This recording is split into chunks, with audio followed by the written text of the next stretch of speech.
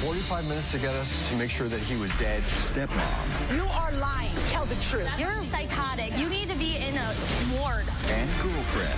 I fell to my knees, started screaming at the top of my lungs. Do we have to hear all this ridiculousness? It's all a lie. Face Off. You take fentanyl, and he died of an overdose of that drug. I was never aware that he took any of my pain medication. How did he get the fentanyl? Let's do it. Have a good show, everybody. Here we go. This is a safe place to talk about hard things. Stand by, Dr. Phill. I try to be an emotional compass and point you in the right direction. In 5, 4. I am not giving up on you. Go, Dr. Phill.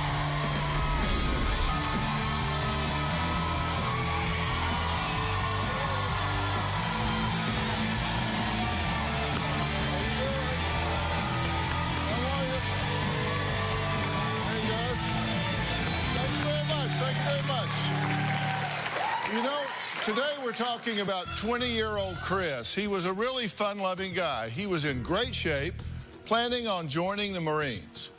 He was a young man with his whole life ahead of him.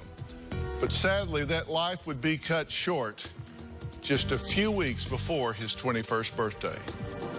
Chris was found dead from a drug that is 100 times more potent than heroin and on the rise in suburban areas. And his parents would be pointing the finger at his girlfriend, Tony. Take a look.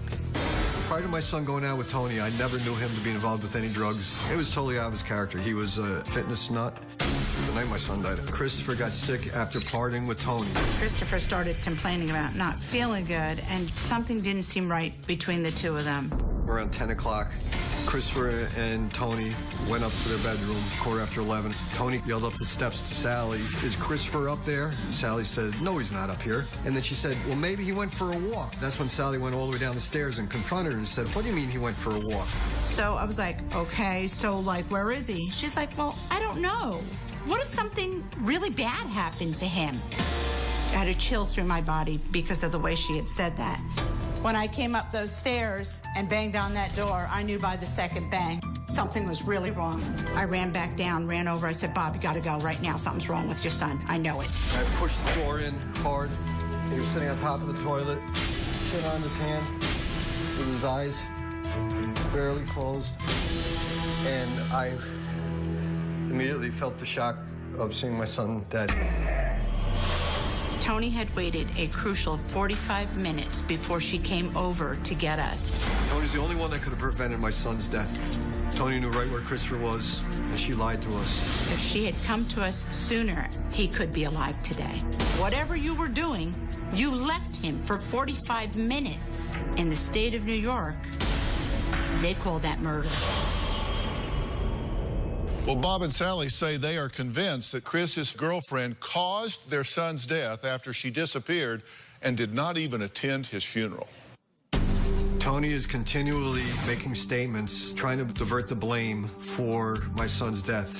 While we were at the hospital, Tony did go into the bathroom, and she was flushing the toilet continually, and I figured that she was probably getting rid of any kind of paraphernalia she might have had on her. But as the days went on and I started seeing the Facebook and the text messaging mentioned Adderall and marijuana and tinnies.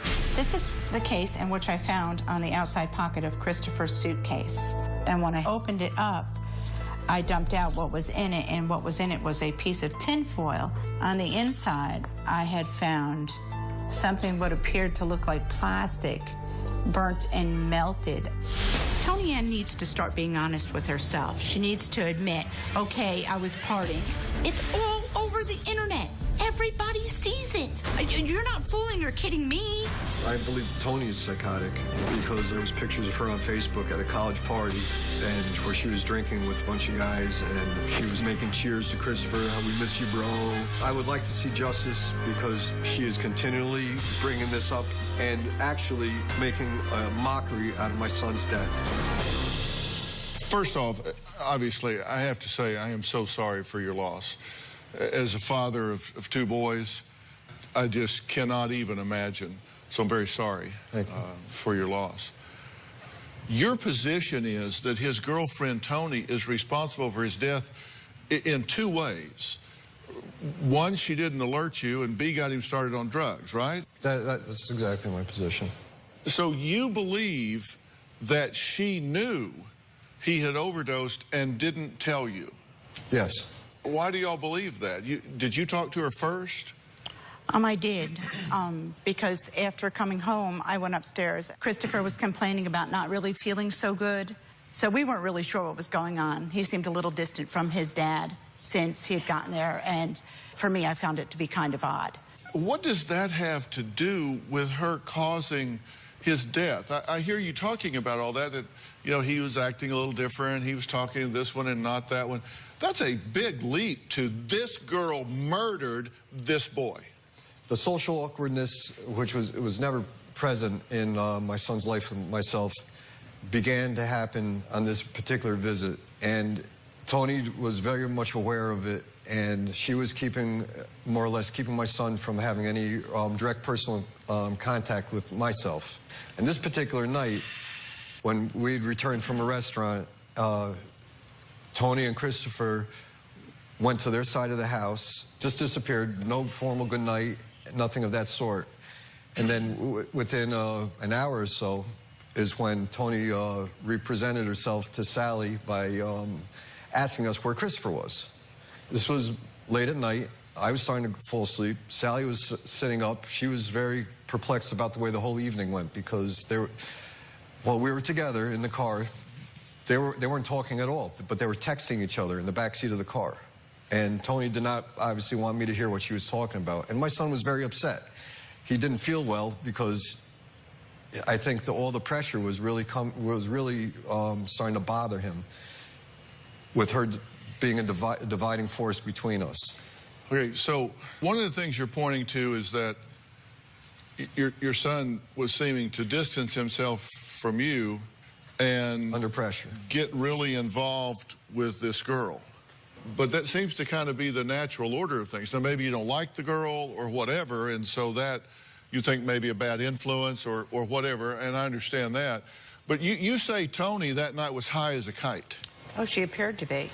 Not knowing the whole full length of what was going on prior to their visit out in Wisconsin. And out in Wisconsin, they seemed to be going to a lot of parties. Bob had showed me the Facebooks and showed me pictures, and I just seemed to see all drinking, all partying. That's all I saw all over their internet, is partying, partying, partying. They're underage children. In Wisconsin, I do believe the law is 21 to be able to drink.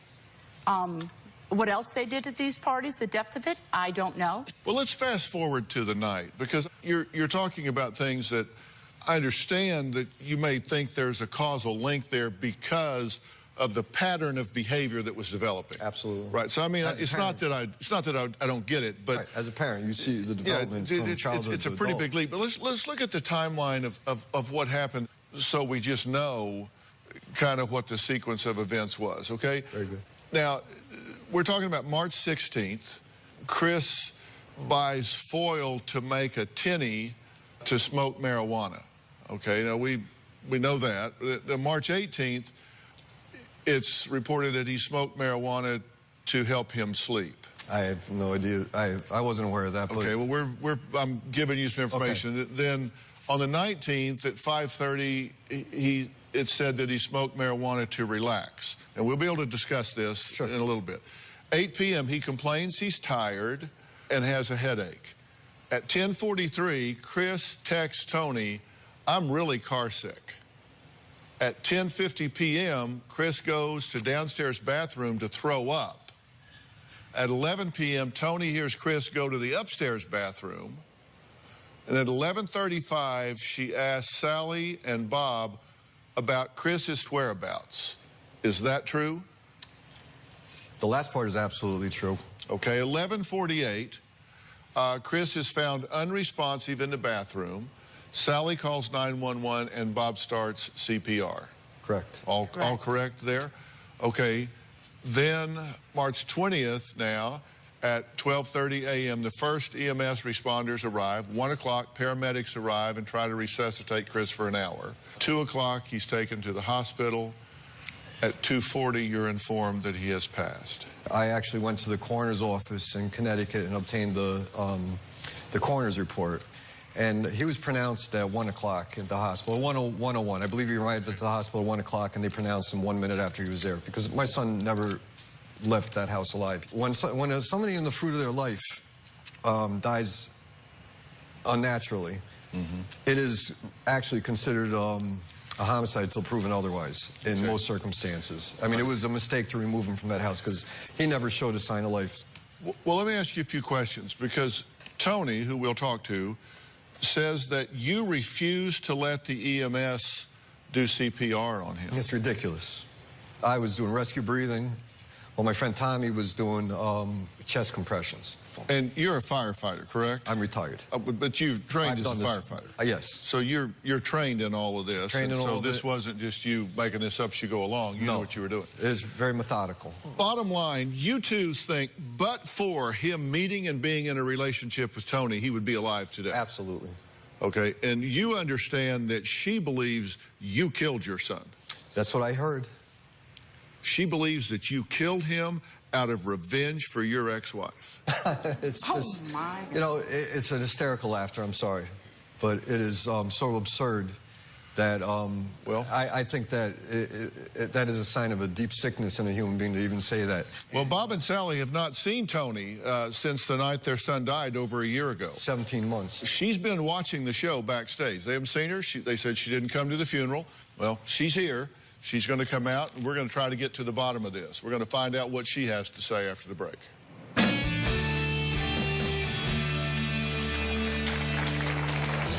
I believe that Bob or Sally poisoned Chris. Bob is a deceitful, psychotic ass. I believe that Bob is capable of murder.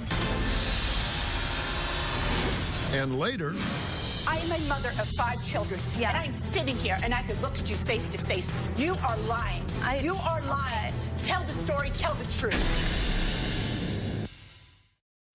Tomorrow on Dr. Phil. She wants to lose weight, but her husband's coaching I'm not demeaning her. You're lazy, you can do better. That's not demeaning her. isn't helping at all. You're an obstacle, not a helper. Yeah. Don't give me a condescending yeah. If you're so smart, how come you can't get her to do it? And this twin has a beef with his brother. You resent him for losing weight? Not at all. That's a lie. You sent him a text. I wish you would gain all your weight back. That's tomorrow.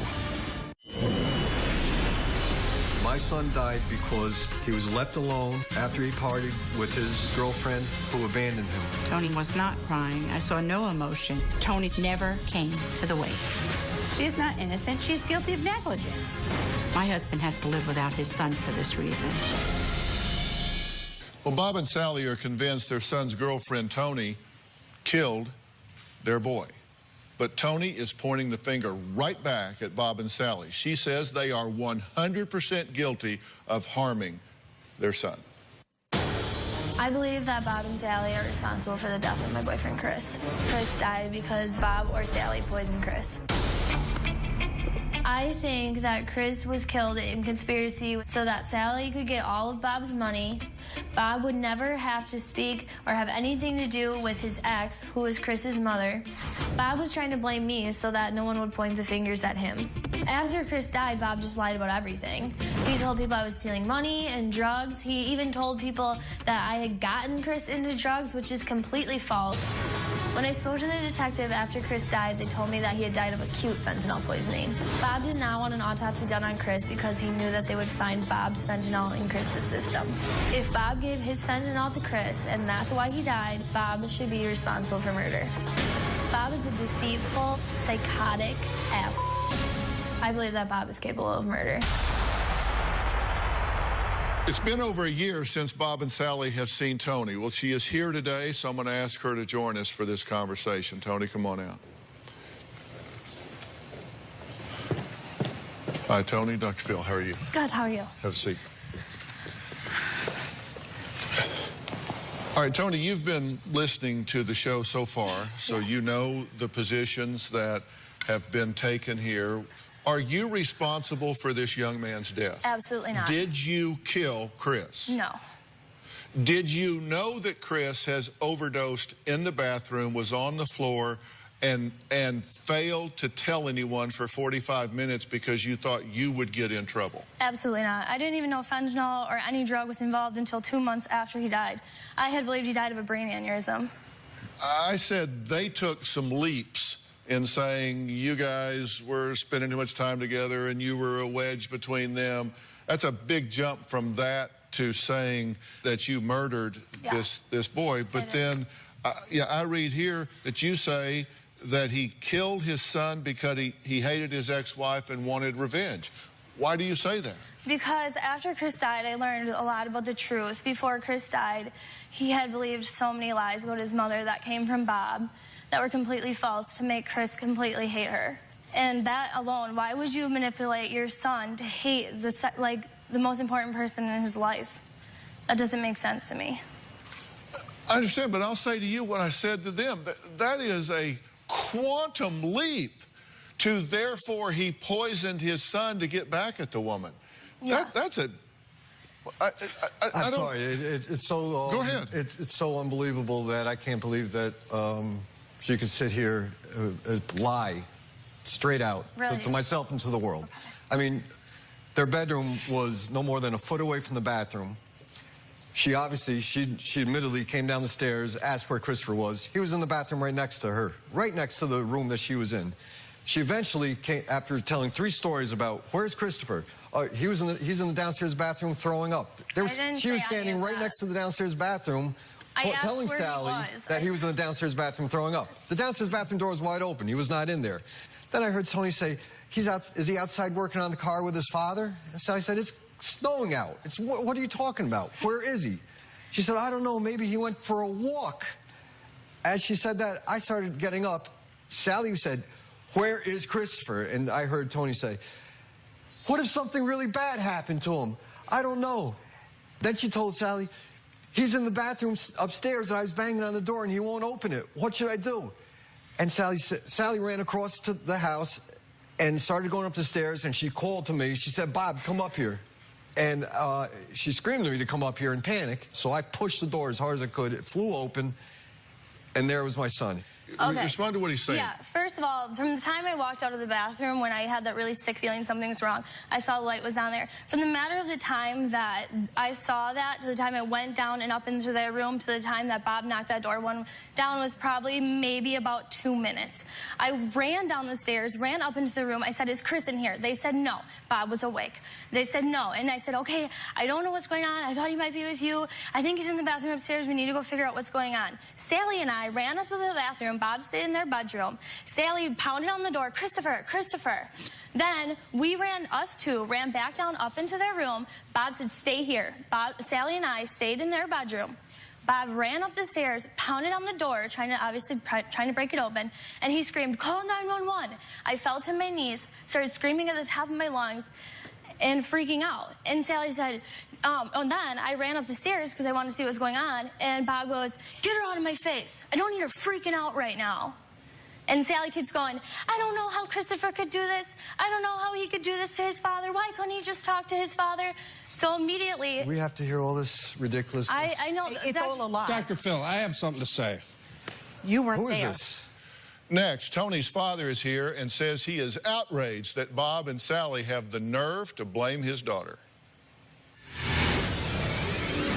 Who gave Christopher his fentanyl patches, which is a highly addictive drug, and you want to blame my daughter for getting addicted to drugs? And later... I haven't seen you for 17 months.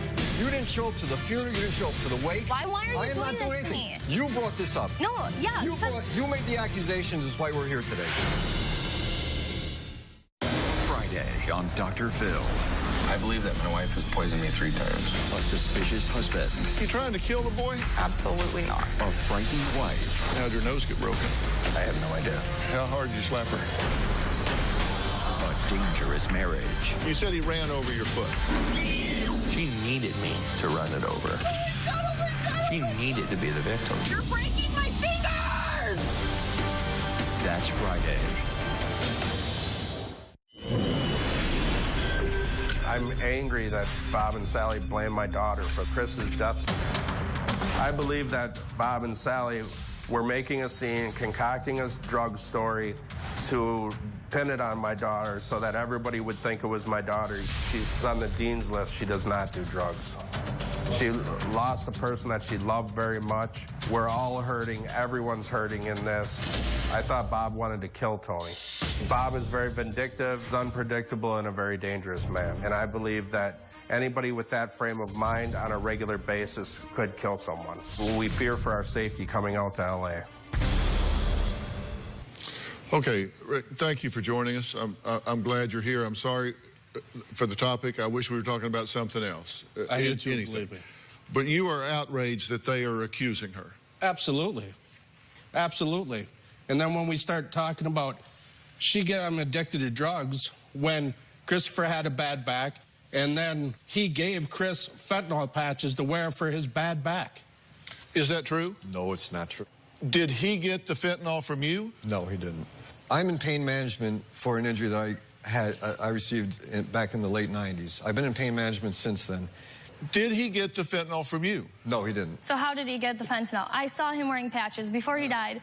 There are tragically so many cases where kids get their parents' medication, whatever it is, and take it unbeknownst to their parents. I don't know whether you knew or didn't know. I'm just saying, did he get this from you? No, he did not get the medication from me.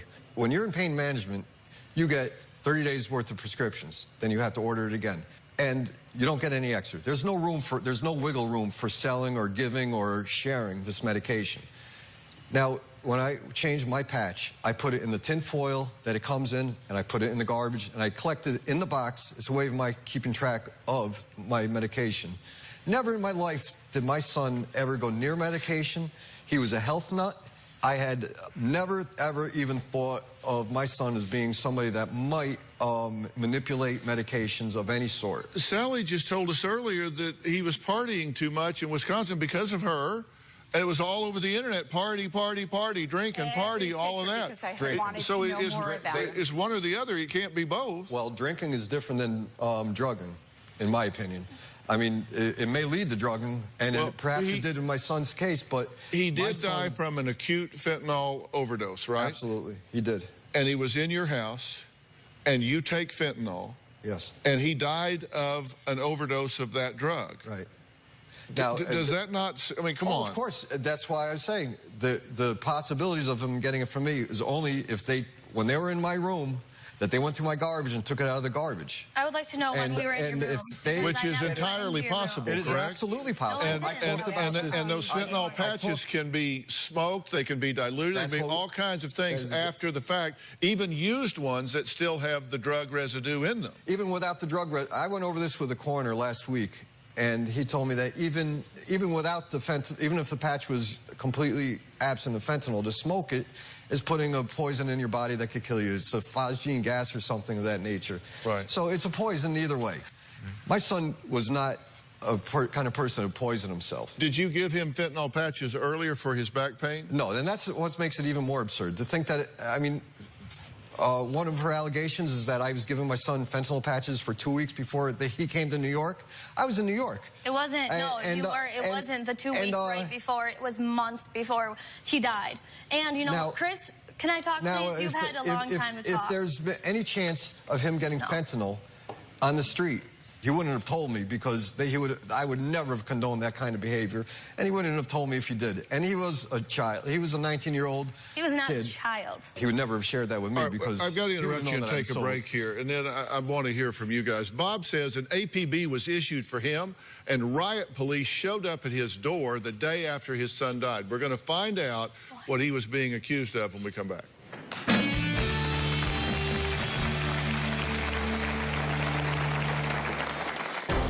I was so scared of Bob because Bob is probably the most manipulative person I've ever met in my life. If I had to use one word to describe him, I would say Bob is evil.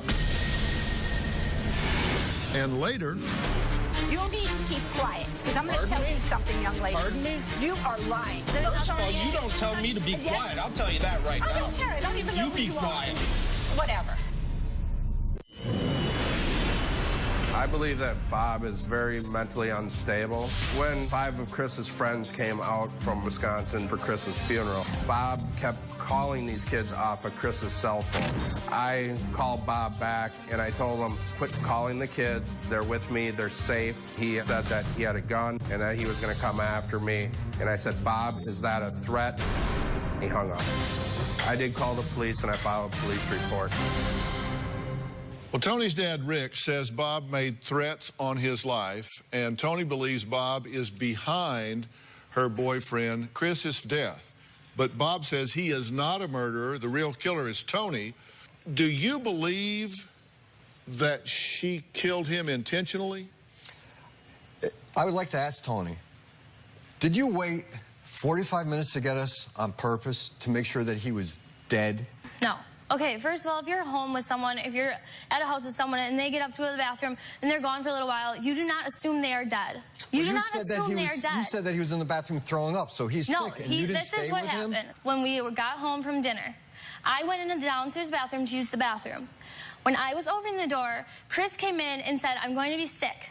I said, okay, I'm going upstairs. I'm going to get the TV on and get in pajamas. Just come up there when you're done. So I went upstairs into the bedroom. A few minutes later, I heard do-do-do-do-do-do. I heard him go upstairs into the bathroom, okay? So I'm watching TV, I'm listening to TV. 10 minutes goes by. I pause the TV. That's when the windows are open. I hear a car outside. That's when I think maybe Chris was out there trying to fix it. And then about 10 minutes later, I texted him. I said, where are you? He didn't respond. I called him. He didn't answer. This is when I opened the bedroom door, saw that the light was on, the bathroom was locked. But I'm not thinking, okay, he had been in there for 40 minutes. That's when I ran down, got you, and we ran back up, and you pounded on the door, Christopher. I'm not lying, so this is going to be he said, she said the whole time if this is how it's going to go. I'm just telling you right now. I don't know what to do. Tell the story from the beginning. You need to keep quiet. Because I'm going to tell you something, young lady. Pardon me? I am a mother of 5 children. Yeah. And I'm sitting here, and I can look at you face to face. You are lying. You are lying. Okay. Tell the story. Tell the truth. That's exactly, that's been it since day one, no, Sally. It's not. No, it's yes, not. It you is. know it. First of all, you don't tell me to be quiet. I'll tell you that right now. I don't care. I don't even know who you are. You be quiet. Just chill. Whatever. You don't tell me. Sit out of it. You're not part of this conversation. Okay? You don't matter part at of all. the conversation is you need to be honest with yourself. I am being honest. No, you're not. I am nothing. No, you're not. That? You and I never walked over there. Never. Yes, we did. No, we ran up the stairs. You pounded on Christopher. Yes, I did. I swear to God on my life. Do a lie detector test on me. You know I wish we did a lie detector test. I don't really care. You need to face I'm a pathological liar. Yourself in the mirror. Because you know what? There's nobody else you're fooling here. Okay. This is not about anybody else. You're ridiculous. This is about telling. No. This is about Chris. You're right, it is. You're Who right, hated you, by the way? You have a lot to face up to. And the one thing is, you guys are psychotic. You need to be in a ward. It's very sad. It's just pathetic. So you're a doctor. You can diagnose No, this is a doctor. So let him do something. Your father cannot cover you. And I can. Thank you. And I'm curious what you have to say about all of this. I don't think you're nothing. I think you're this girl's father, and I think that you have a vested interest here because your daughter is under attack, and I want to know what you have to say. I want to start this night from the time they went to dinner. When Chris was already sick prior to going out to dinner and told them that he was sick, and not that he went home and they all of a sudden smoked all his dope and died. Let's start the story from the beginning of the trip. Here, let me tell it, because I have Whose car was not safe enough to even drive to college? Who I had to send my son... She goes to college 2 miles away from our house. I had to send $2,000 to my son to get her, put new tires, new brakes, new struts in her car. Yeah, because it was unsafe. Okay, hold on, let me help. Yeah. I didn't want to see anything, any harm come to you. And you say that Chris was with me all the time, that's because he loved me. And I didn't want to see any harm come to you. That's why I brought... Then why are you doing this to me? Then why are you doing this to me? You brought this up. No, yeah. You made the accusations is why we're here today. I've never contacted you. I haven't seen you for 17 months. You didn't show up to the funeral. You didn't show up to the wake. Tell me what your goal is in being here with her. What is it you want to achieve here?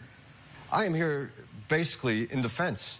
She's put me in a defensive position where she's accusing me of being a psychotic, a murderer, and things of that nature when the fact is, I lost my son. My son is gone forever. Her life is the same. Her father's life is the same. Really? My life is the same? You have no idea. They didn't lose anybody. Really?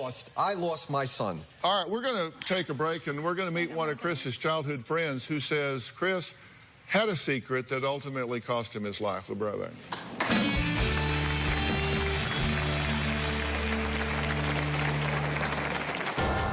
Tony is a big, phony drama queen. She's a crazy nut that is controlling and bitchy. I did not tell Tony to come to our house and do drugs. I want Tony to wake up to the full reality of her actions. This is a serious thing. Tomorrow on Dr. Phill. She wants to lose weight, but her husband's coaching. I'm not demeaning her. You're lazy, you can do better. That's not demeaning her. Isn't helping at all. You're an obstacle, not a helper. Yeah. Don't give me a condescending yeah. If you're so smart, how come you can't get her to do it? And this twin has a beef with his brother. You resent him for losing weight? Not at all. That's a lie. You sent him a text. I wish you would gain all your weight back. That's tomorrow. I think Rick is a pathological liar. I absolutely believe that Rick knows exactly what happened, but it was apparent that they were making a smokescreen to block any kind of contact with them, and they were trying to make me look like a horrible person. Rick called New York State Police and made up a story that I was a dangerous sniper from the Marine Corps, and that he felt that I was coming to shoot them. This was a false police report. This is a crime. This is a felony. Well, Bob says he is convinced that Rick knows what really happened to his son and is using every tactic he can think of to cover up for his daughter. But Rick says Bob is the one who is 100% capable of murder, not Tony. Well, Chris's childhood friend, Hans, says that he told him something that may be the key to unlock the mystery of what really happened that fatal night. So Hans is joining us via Polycom. Since Chris was younger, he had surgeries on his shoulder, on his knee. I know for a fact he had taken his father's medication before, without Bob knowing, I believe. I know. And basically, what I need people to understand is people aren't looking at Chris. Chris could not work because of his back pain, did not have a job. He did not have a place to stay other than his grandmother's house. At 20 years old, all your friends were in college. Everyone has a direction to go. He had nowhere to go. I believe Chris was depressed. I believe he was in a lot of pain. And meeting his new stepmother put a lot of stress on him. Are you saying that you believe that this could have been a suicide? No, I believe that Chris was using pain medication because he was depressed, because he was stressed out. Whatever happened, it was an accident. And you told Bob that Chris was stealing his pain meds? Yes. Okay. And how did Bob react? I also told him at the same conversation that he had been smoking marijuana, and he assumed that that would have led to tons of other drugs or things that Chris might have gotten into. Was he doing any kind of drugs, either marijuana or pain meds, before he met Tony? He was smoking marijuana, and Chris was always a party animal. What do y'all say about that? Because that kind of runs right in the face of your assessments of Tony's influence here. What we're hearing is a friend here that doesn't have a horse in the race, that's known him since 7th grade, that says he was a party animal, he was smoking dope in high school, he was stealing your pain meds. I believe Hans wholeheartedly. I believe everything that comes out of Hans's mouth. I don't think he would mislead anybody on anything. Hans told me about this. This was probably 9 months after my son passed away. I was never aware that he took any of my pain medication. Is this inconsistent with you saying that she introduced him to this, that he became a party animal because of her, he was smoking marijuana because of her? Party animal is different from the allegation that, you know, I'm saying that she turned him into a party animal is completely different from the fact that when she brought him into the college world and a portion of his life that I was unaware of, which became apparent to me as a parent once he got involved with Tony. We're going to take a break. Sally says Tony will end up killing someone else. Really? We're going to find out why Rick was scared to come to L.A. and face Bob for the first time since Chris's death. We'll be right back.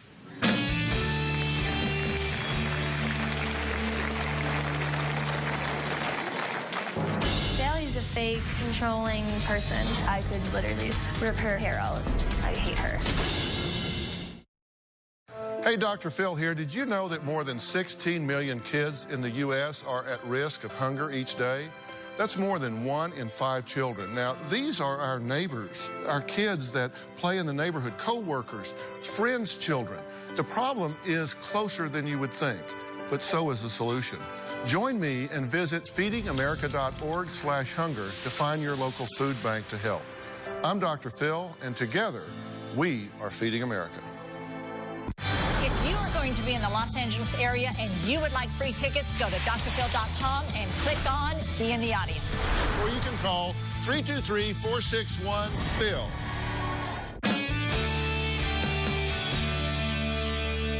Look, I've got to say some things here, or I'm not going to feel good about how we've spent this time here.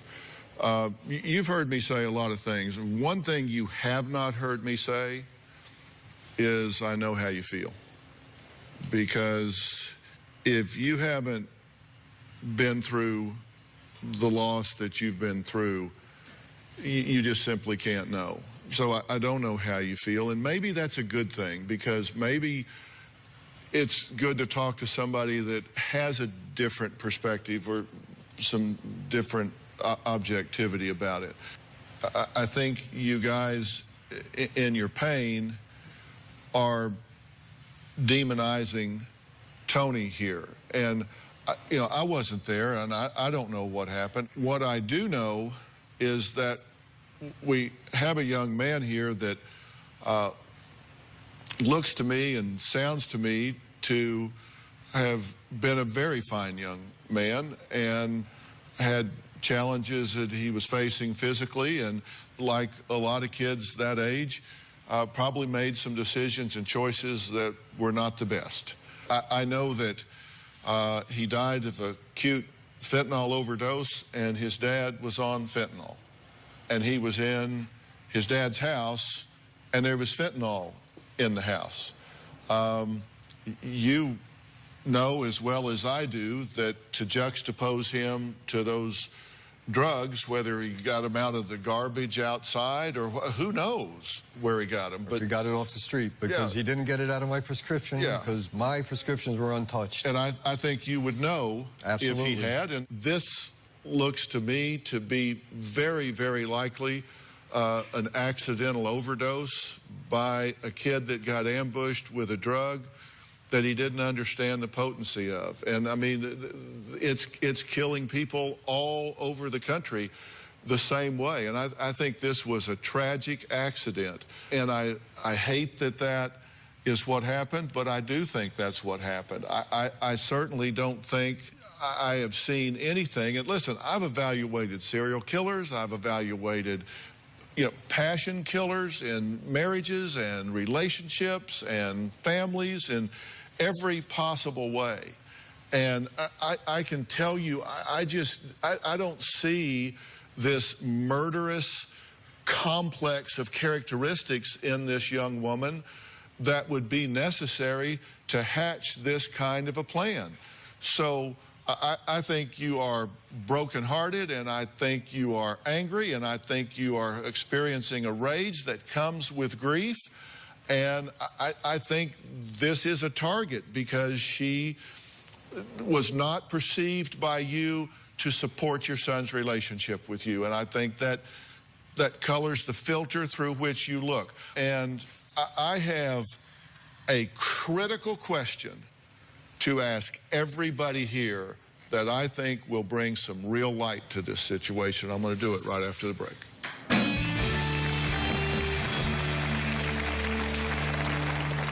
I said I had a critical question to ask everyone.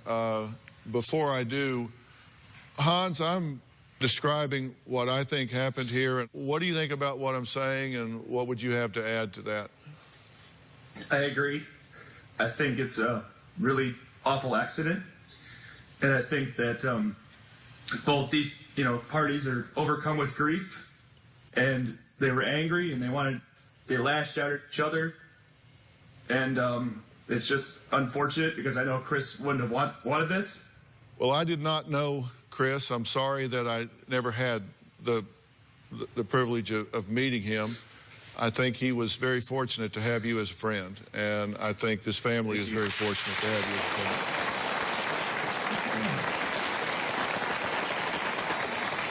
friend. You know, Hans really got to the heart of the matter in the last comment that he made, because the question that I have, that we all have to ask is, what would Chris want right now?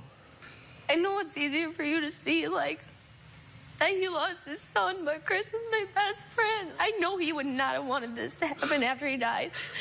What would Chris want, Bob?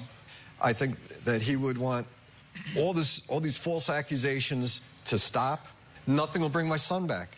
This is something I had to come to grips with immediately.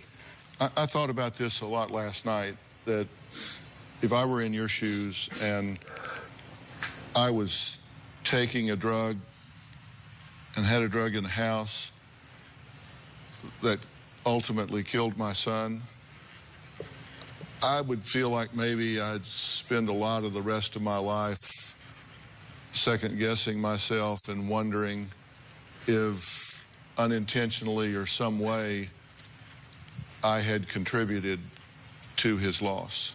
I've thought about it countless times. I really, really hope that you give yourself some peace about that and celebrate all the days of his life, not the moment that he died. I hope you'll try and choose some peace in this. All right, we've got to stop. Thanks for being here so long.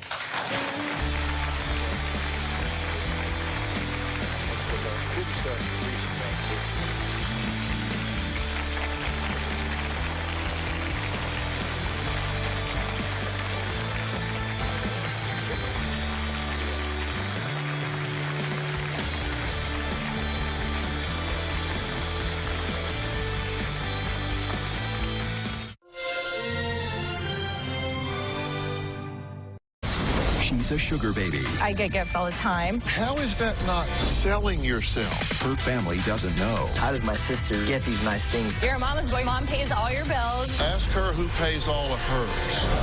But what happens Rich men buying me stuff. Is that what you really want for your life? when they find out? This is a new era. People date differently. I never thought of dating as involving a transaction. Let's do it. Have a good show, everybody. Here we go. This is a safe place to talk about hard things. Stand by, Dr. Phill. I try to be an emotional compass and point you in the right direction. In 5, 4. I am not giving up on you. Go, Dr. Phill.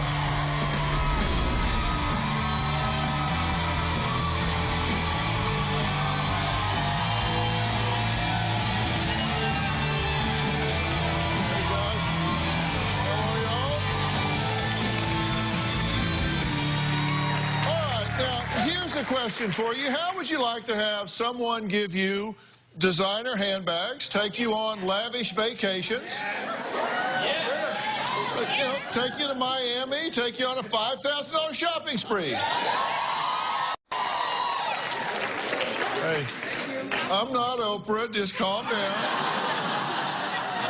Give you expensive lingerie or buy you luxury perfumes, and all you have to do is show up, look pretty, and have a little dinner and conversation. Well, that's what our first guest says she does for a living. 23-year-old Michelle says she's a sugar baby. A young woman who dates older men called sugar daddies for monetary perks. But Michelle has one huge problem. Her family does not know what she does for a living. They do not know about her lifestyle. They think she moved out to the West Coast to attend a prestigious university here in Southern California, but the only thing she seems to be learning how to get are money and gifts from older, wealthy men. Now, Michelle says she has been estranged from her brother Mike for 7 months, and she wants my help in revealing her secret to him and to her father, Sergio. And she says that she is proud. She's not embarrassed. She says she is proud that she's a sugar baby. Take a look. I'm 23 years old, and I've been a sugar baby for about 3 years. I'm on the website called Seeking Arrangements. Rich, successful men have always been attracted to young, pretty girls. But I do use the fact that I'm pretty to my advantage. I moved to Southern California to go to school. I became a sugar baby because my financial needs were not being met by working a retail job. And I figured, hey, why not? I have nothing to lose, everything to gain. I made about $30,000 in cash, and I've gotten about $20,000 to $30,000 in gifts. This is some of the stuff I've gotten from my sugar daddies. I've gotten a Louis Vuitton bag. I've gotten a Gucci bag. I've gotten countless amount of perfumes, gift cards, flowers. In exchange for money, I am giving them my time. I have a strict no sex policy. I have kissed them, but we've never had sex. I'm not a prostitute. The oldest person that I went on a date with was over 50. I've never dated anybody on this website in their 20s. The most sugar daddies I've ever had at any one time is 4. I haven't seen my father or my brother Mike in 7 months. They don't know that I'm a sugar baby, and I want to reveal it to them today. Being a sugar baby is the best job in the world. It's like so easy. You go on a date, you eat good food, and then you get paid. You're like a little princess. That's where I find my happiness, and if you don't like it, I think you should mind your own business. Okay, that last comment sounded like you do seem a little defensive about this. Correct, because some people see it as something that's wrong. You know, they have a negative stereotype towards it. But you understand, most people think these are just hookers. Yeah, most people think that, you know, it's a form of prostitution. Right. And I totally don't agree with it. And I think that... Because you say you don't do that at all. No, I don't sleep around. I've never slept around with any of them. And if you go to my webpage, it strictly says on there, if you're looking for a one-night stand, I'm not the one for you. So... well, let's look at your webpage. Okay. This is your webpage. Correct. And you say on there, are you looking for a sex partner, then I'm not your person. Yes. But then I look to the left, and you seem to have some really provocative pictures up there. Yes, correct. I do put those pictures up there because those are just pictures I always take. I'm young, you know, and I mean, so I think that men like it. If they like what they see and they like what they read, then they can go forth and go ahead and message me, and then we have a conversation. But those are kind of conflicting messages, right? This isn't about sex, but woohoo, look here. I know. Well, I mean, yeah, it isn't about sex, but I mean, I just want to show what I look like, you know, so that there's no deceiving pictures on there, you know, just like on any other website. You think you're going on a date with somebody and they only have a picture from the face up or whatever. And then expectation, it says negotiable. What does that mean? So, I mean, I don't have a set limit. You know, I have a couple girlfriends on this site, and they do say, and they have like a $10,000 limit. Like, I need a $10,000 allowance per month.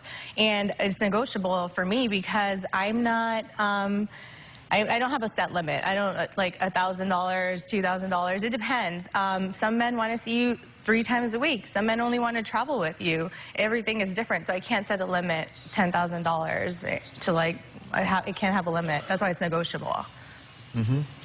Yeah, now, you were working in a retail, and you said it didn't meet your financial needs. Correct.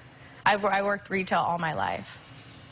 Well, maybe your financial needs were too high. I mean, maybe you just need to lower your financial needs. Yeah, that's true. But, I mean, if I can be taken care of and there's people willing to spend their money on young girls who are, I don't plan to do this for the rest of my life. It's definitely not something, it's, you know, I'm supposed to be in school. Well, are you a college student? I'm a college student, but I'm not attending this semester. But yes, when I joined the site, I was in school, and I was going to school. You might should be a lawyer because you talk in riddles a lot. Because you say, I'm not interested in sex, but woo, look at these pictures. Then you say, I'm a college student, but I'm not in like right now. Semester, yes. But I'm not interested in sex, but I'm negotiable. The goal is to finish school, correct? And my major is business administration, and I do aspire to be an entertainment lawyer someday. So yeah, you're on the right path. Yeah. And you say that you're not a prostitute. You say, I'm not a prostitute. I want to be treated like one. I'm not about one-night stands. Correct. But you say if the chemistry's there, then okay. I know. I'm not. I mean, if the chemistry So right off the back, it's no sex. I have a no sex policy. So if you think on the first date you're going to take me to a hotel and sleep with me, it's definitely not what's going to happen. Okay, so that happened on the first date, but if the chemistry's there... I mean, if we establish a relationship just like you would on any other dating site, you know. But you still expect to be paid. Oh, I get gifts all the time, yeah. So the perk of this website and the pros is just that, you know, there's really no cons. You go on dates with these people, you offer your time, they take you shopping, they buy you gift cards, you eat in nice restaurants, you can go to the Versace mansion, stay there for a week, and you can just experience life while I'm young and able and single. How is that not selling yourself? I don't feel like I'm selling myself because I'm not sleeping around with these men. You don't go for free. If they say, okay, here's the negotiation, I won't pay, you just come over and hang with me. No, no, no.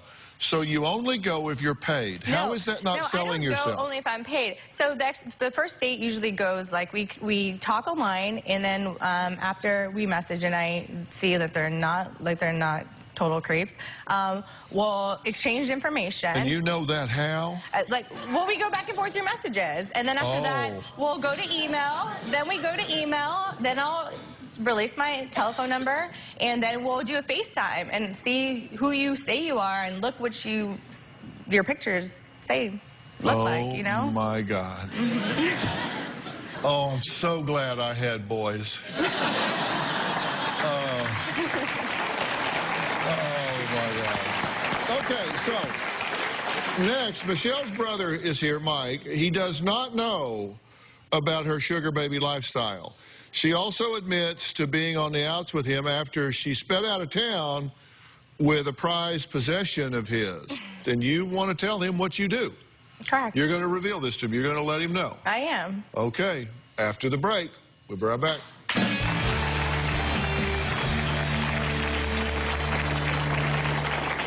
The most important thing in Michelle's world is money. Michelle's always been the type of person to have nice things. So how does Michelle get all these nice things? I mean, that's the golden question. And later, she wants to share some things with you that are breaking news. So, Michelle, the floor is yours. Millions watched as we put bullies I told you. and the victims of bullies When she would hit me, my head hit the locker. all together in the same house tomorrow. I want to go! I want to go home! It's the parents in the hot seat. Is she having sex with a 47-year-old? I hope not. You're her mother. Drama continues. Please stop! Please get out! Which moms are giving in I want to go home. My daughter's upset. and which ones You know this is the one thing I didn't want. are taking a stand? I told you I'll be good. Don't do it. That's tomorrow. 2 years ago, my brother Mike got into a motorcycle accident and he needed a car. I have good credit, so I put the car in my name. So 7 months ago, I was visiting home and I got into a fight with my mom over her not lending me a car. So I took back the car that I had signed for Mike. So I ended up driving Mike's car to LA, and I still drive it today. I use this car to go see my sugar daddies. So Mike is still carless, and he's still livid about the whole situation. Well, 23-year-old Michelle is a self-professed sugar baby, a young woman who dates and has relationships with older men for gifts, trips, and money, even though her family thinks she's attending a highly esteemed university in Southern California. She is really here to get help breaking the news to her family, who she claims does not know her secrets. Her relationship with her brother Mike is especially fractured, with their last fight resulting in her speeding out of town in his Mustang. Here's what Mike has to say about his little sister.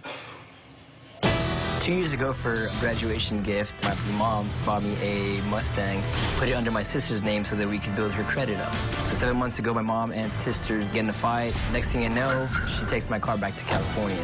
I was definitely angry. That's my car. I earned that car. It was a graduation gift. That's basically Since then, I haven't talked to my sister, and my sister is probably one of the most hard-headed people you'll ever meet. The most important thing in Michelle's world is money. She's definitely spoiled. I believe my sister would pick money over family. She's done it before. She is very superficial. Michelle's always been the type of person to have nice things. $800 glasses. So how does Michelle get all these nice things? I mean, that's the golden question. I have no idea. It's a real possibility that she could be getting into trouble. I don't put anything past her. She's an immature, spoiled brat, and she needs to grow up. Immature, spoiled brat. Say hello to your sister. You haven't seen her in It's 7 been a months. while. I haven't talked to you in a while.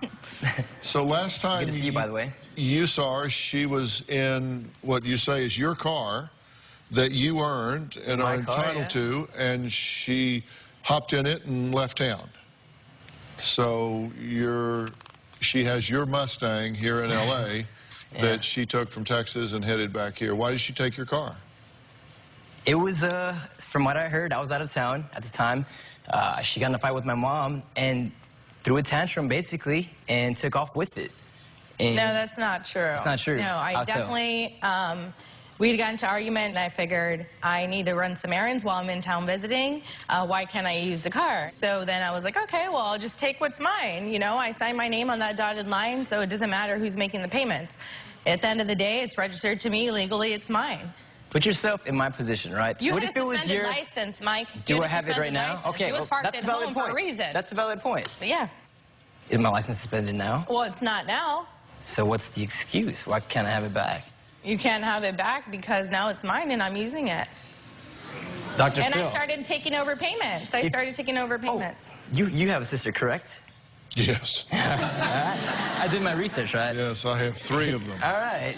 I'm sure you work hard for your degrees, right? And what happens if your sister just takes your car and doesn't want to give it back to you? That's something that, and I don't know if you guys know, but I was in a motorcycle accident, you know, so they did that for me, just because parents love you, right? They don't want you to crash and die again, like I was very close to. No, you're a mama's boy. That's the problem. Oh, so I'm a mama's boy. You're a mama's boy. Your mom pays all your bills. Maybe that's why you're just so mad at me. So she says your mother pays all He's of a your mama's bills. boy.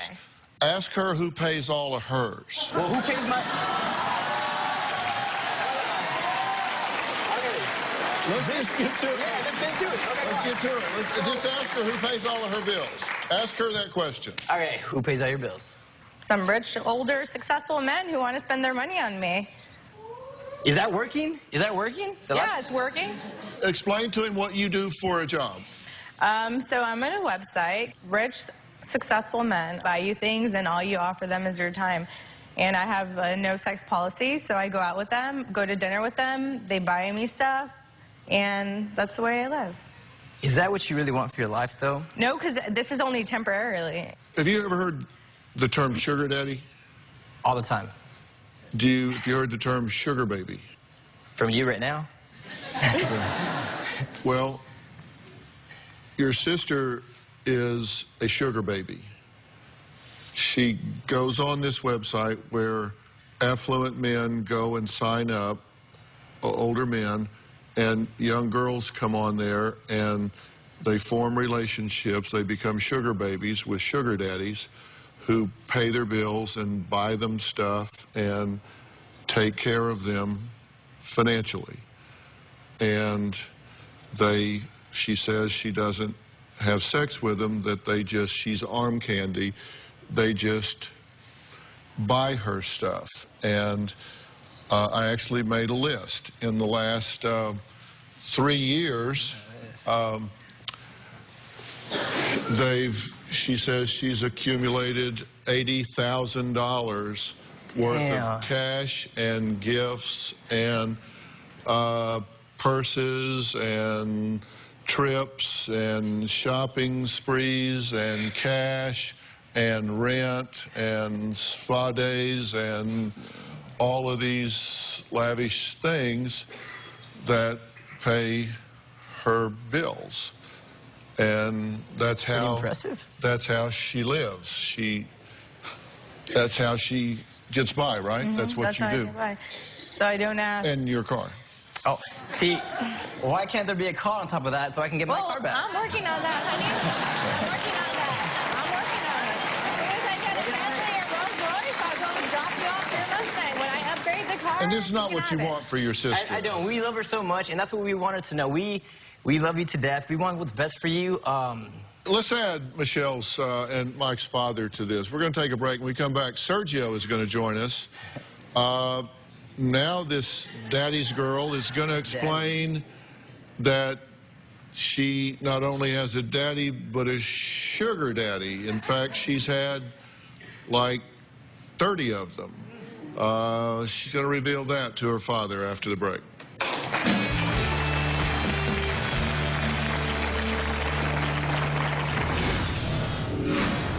She wants to share some things with you that are breaking news. So, Michelle, the floor is yours. My mom drinks every day, all day. Do you drive impaired with the children in the car? Now, don't put your head down. Stay with me here. My life right now is working okay. You're paying a guy to choke you to death in the woods. That's not working. She's posting that you killed your own baby. Watch your mouth, okay? Hey, don't talk to me like that. Excuse me? Plus, like father, We caught Dad crushing and snorting pills in the bathroom. like daughter, My daughter crushed the candy. Who told you how to do that? Daddy? I would never teach that to a child. is his wife real We've never met. You're sending her $100,000. for a Nigerian love scam? I know some things about Kelly you don't know. Her parents. They do not exist. It all happens. What if this is a changing day in your life?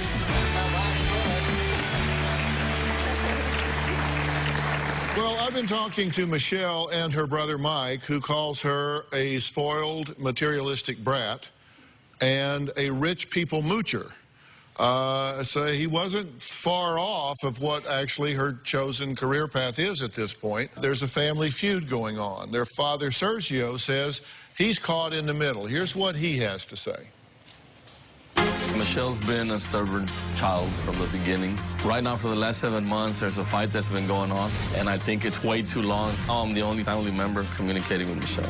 It hurts me as a father that she doesn't come home for the holidays. I do feel like I'm caught in the middle of a big family drama. We've got my son on one side that's pissed off about the car, and on the other side, we've got my daughter that believes that the car is hers. It's a hard situation. Over the last 3 years, I've given more money to Michael and very little money to Michelle. So I do give her a lot of credit at age 23 to support herself. I am very proud of her. I have always played the role of peacemaker in the family, and I just want to see it resolved so we can be a family again. Sergio, it's good to meet you, sir. Same here, Dr. Phill. You, as any father, are concerned about the rift that's going on in your family. Definitely so. You don't like the fact that these two are kind of going at each other. Going at each other, yes. And you're proud of both of them. And very proud. But you want them to be connected again. That is correct. And you've been to college, right? Correct. And kinesiology? Yes, sir. And did you continue on after your bachelor's degree? Got a master's. So you're going on? And so you're proud of that, the fact that he's continued his education and all? Very proud, and that's why we want the same thing for Michelle. Right, and she's out here going to college. Yes. And working in retail. Correct. And moving her path along. She wants to share some things with you that are, I kind of guess, breaking news. Michelle says she has a secret that she needs to reveal to her father today. So, Michelle, the floor is yours. I am actually not working at a retail job. You are or not? I'm not. Oh. And I'm not enrolled in school this semester. But right now, I'm getting by on a website where you can pretty much go on dates with these men, and they'll buy you gifts, and they'll shower you with whatever, either it's financially, gift cards, you know, shopping sprees, purses, perfumes, whatever it is that you like when you go on the dates. Cash, trips, everything all paid for, just for in exchange for your time. Well, that's not morally how we tried to bring you up. And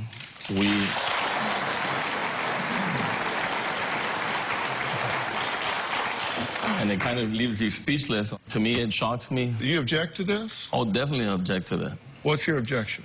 Objection being, once again, morally, and that's not what we tried to instill in the kids. She says, I'm not a prostitute. Yeah. She says, I won't meet you at a hotel and have sex. If, you know, if we have chemistry, then I'm negotiable. But if we have chemistry, like any relationship, but she expects to be paid. It's not that I expect to be paid. I think it's more like being on that website, you know that you're going to get things, you're going to be showered with gifts. Like it's different. I have everything to gain and nothing to lose. If somebody's willing to spend their hard-earned money that they work for on you, then that's their own deal, you know, like that they decided they can spend their money on whoever they want, however they like, you know, and if I told them that I don't want to sleep with them and they're okay with it and they want to continue seeing me or going to dinner, all we ever do is really go to dinner, nice fancy dinners. And, I mean, it's not a big deal. This is a new era. This is 1908. This is 2015. People date differently. I just have to tell you, I disagree that you have everything to gain and nothing to lose.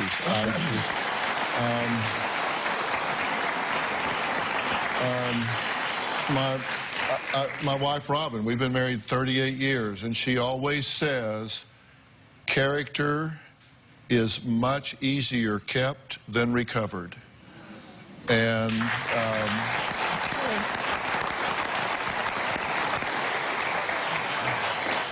yeah, Dr. Phill, I was about to say, well, you're a father, and it's very hard, you know, what I'm hearing. My parents always taught me you're gonna earn, you're gonna go out there and work for whatever that you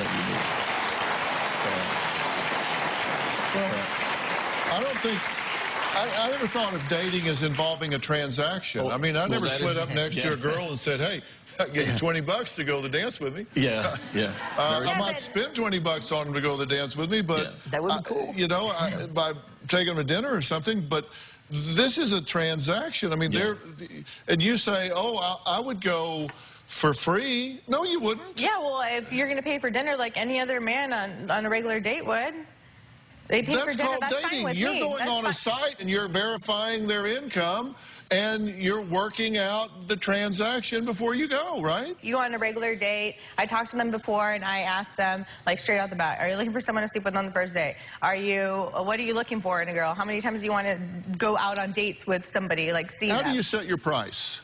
I don't have a price. It's negotiable, like it says on the. But why have you made $80,000 instead of $800? Why do you not have a Bentley? Are you working cheap? No, I'm not working. No, I mean, I do want a Bentley. I have been offered one, but I didn't want to like be in a committed relationship with this guy who like seriously wanted to like settle down. And I was like, I mean, the car and everything sounds great, but I mean, I'm not going to run to the altar. Like some people, you can meet a successful relationship off this site. Who's to say that you can't? You can't end up dating somebody and being like, you know, really involved with somebody. I know people that have had success stories with somebody on there. Okay, we got to take a quick break. Dad hasn't seen her profile page or what Michelle is looking for in a sugar daddy, so we'll take a look at that when we come back.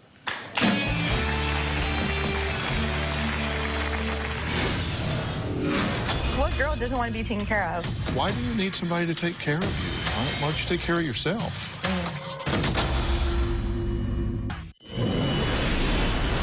My brother Mike is a big mama's boy. He has been since day one.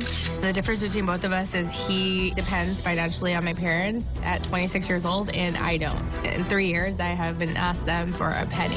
So somebody tells me they don't agree with my decision to be on the Sugar Baby website. All I gotta say is, you know, it's my life, and I make my own choices. I am independent and proud. Now, in the U.S., over 1 million college students are sugar babies. They've signed up and are doing this and getting money for spending time with people.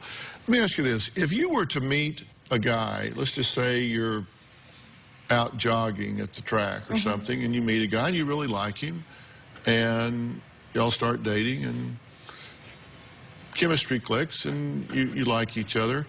Are you going to have any anxiety at all if he says, so tell me about yourself? What have you been doing? And you said, well, actually, I've been dating older men for money for the last 3 years. Are you thinking that would that cause you any anxiety to reveal that to the love of your life? No. No, okay. I think that honesty is important, and I'm not embarrassed to tell people that I'm on the site. I'm not embarrassed. Okay. At so all. You think guys would say, oh, no problem? Yeah, because, well, do you want to take me off the site? You can go ahead and make that happen, and that'll be okay. I'll gladly sign off. You know, if you're going to, you know, what girl doesn't want to be taken care of? I'm young, I'm single, like, travel, have fun. Like, you have nothing, like, what am I losing here? Okay, here's her profile page. Let's take a look at her profile page. Dad, just so you know, you can see in the top of the second paragraph, she points out, if you're looking for a sex partner, just get off my page. That's not me. I'm not a prostitute. Don't want to be treated like one. I'm not a one-night stand, but, you know, if we have chemistry, I'm negotiable. Then she does have some pretty provocative pictures up on the side there. People attract to people that have their own life, have their own goals, have their own agenda. But I still have goals. I know, but I still have goals. This is temporarily. I don't plan to do this when I'm 60 years old. Like, I'm not saying that I'm going to be on this side forever. It's like, I'm not going to be 100 years old on this side still mooching off men. You said, what girl doesn't want to be taken care of? If you met a guy, and you said you'd get off the side if he wanted to take care of you. Mm-hmm. You refer to this as mooching off men. Why do you need somebody to take care of you? Why don't you take care of yourself? Mm-hmm. I mean, that's a mindset that...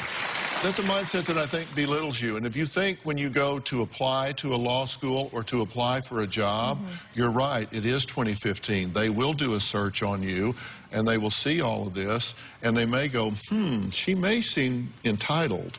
She may not be the best candidate for employment because she seems to be someone that's entitled and wants to be given things. I'm just saying that may not look great on your history. You just might want to consider that. Moving forward, what do I know? I'm from the last generation, as are you. Yes. So I think you guys should discuss this, but you wanted it out there. It's out there. Maybe you'll get your Mustang back. Maybe you won't. If I don't, it's not your fault. Yeah, all right. Yeah, all right. I want you guys to listen to this next story. Yes, sir. The last time they were here, former guest Ashley dropped a bomb on her fiancé, Caesar, when she revealed she was a sugar baby during the course of their engagement. Did Caesar stay or leave? The shocking update when we come back.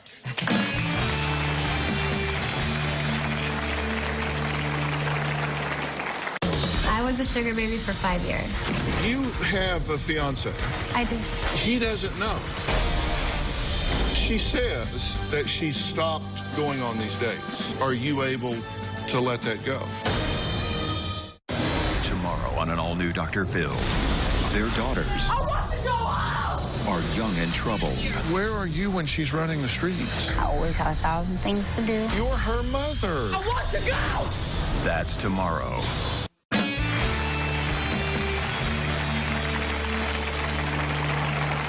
A few months ago, engaged couple Ashley and Caesar sat right here on this stage as Ashley dropped the bomb that she had been a sugar baby throughout their relationship. Take a look.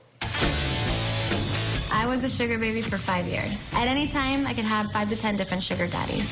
My favorite gift was a Bentley. I've gotten Louis Vuitton gifts, lavish vacations. You have a fiance. I do. He doesn't know. The truth is, she meets men over a website. She says that she stopped going on these dates. Are you able to let that go? What is the absolute drop-dead truth? Are you still going to the website? Yes. You're not comfortable with her being involved in it? Of course not. She's either going to have to stop this completely or you're out of here. Can you let me know now or I'll walk out? Are you willing to give all this up for him? You have to understand when you grow accustomed to a certain lifestyle, you know, it's hard to give up. It's almost an addiction. Let us know what happens, okay? Well, here's a surprising update. Since we were last on the show, things have been pretty rocky in the beginning. I had to lay everything out on the table and be completely truthful with Caesar. When Ashley told me she was a sugar baby, I was very angry. Ultimately, I decided that I love Ashley, I want to be with her, and I accepted for who she was, and I forgave her. The other big news that's happened since the show is that Caesar and I got married, and we're expecting our first child together. As of right now, I'm still on the site, but I never go on dates with anybody. I'm still receiving money in my bank account from men. I don't know who it's from. Caesar and I both enjoy looking at the website to see what kind of offers I get or how much money somebody's willing to send just to spend time with me. I miss the sugar baby lifestyle. I miss the excitement of it, but at the same time, it's like you can't live that life forever. Okay, it's good to see you guys again. You too. So you're still together. We're married now. Married now. And you're married. And expecting. Okay. So thank you. And you're expecting. Yes. Okay. And I have no idea who deposited it, just like last time. It still happens. They know I'm pregnant. They know I'm married. I still receive text messages. I say I'm married and pregnant. And they still send me money. Okay. So that works out in the end. Okay. Listen, We will fall in love. you know, Caesar, when you were here, you said, look, I'm just some farm boy from Mexico, and you said, I'm not much on computers. I'm just some country boy. Yeah. And the idea that there are men on this website that are they're just going on there and they say, okay, I know I can't see her again. I know she's married. I know she's pregnant. I know there's no future. I think I'll just drop $5 grand on her. Yeah. Listen, I got a lot of friends, and I got a lot of friends with a lot of money. And I don't know any of them that are sending $5,000 to some girl that they know they're not ever going to see again. They don't have that much money. Ops. Well, maybe not. I guess, because I've always kind of figured people with a lot of money didn't get it by being stupid. Well, no, but that's why I don't have a lot of it. But they're giving Sharing you... is caring. That's all I have to say. And if they're going to share it with me, then that's fine. Okay, they're giving you money just for nothing. Yeah. Well, I mean, they either hoping... I'm getting me a wig. People want to give... Okay, we got to take a break. Caesar says he and Ashley now go on the website together as she chats with men who send her money. So does that make Caesar like a co-sugar baby conspirator? And a money-hungry husband? I don't know. We'll be right back.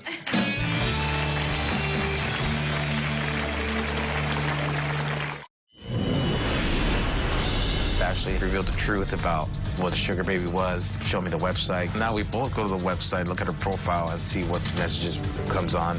I understand it now. If I was in her shoes, I would do the same thing too.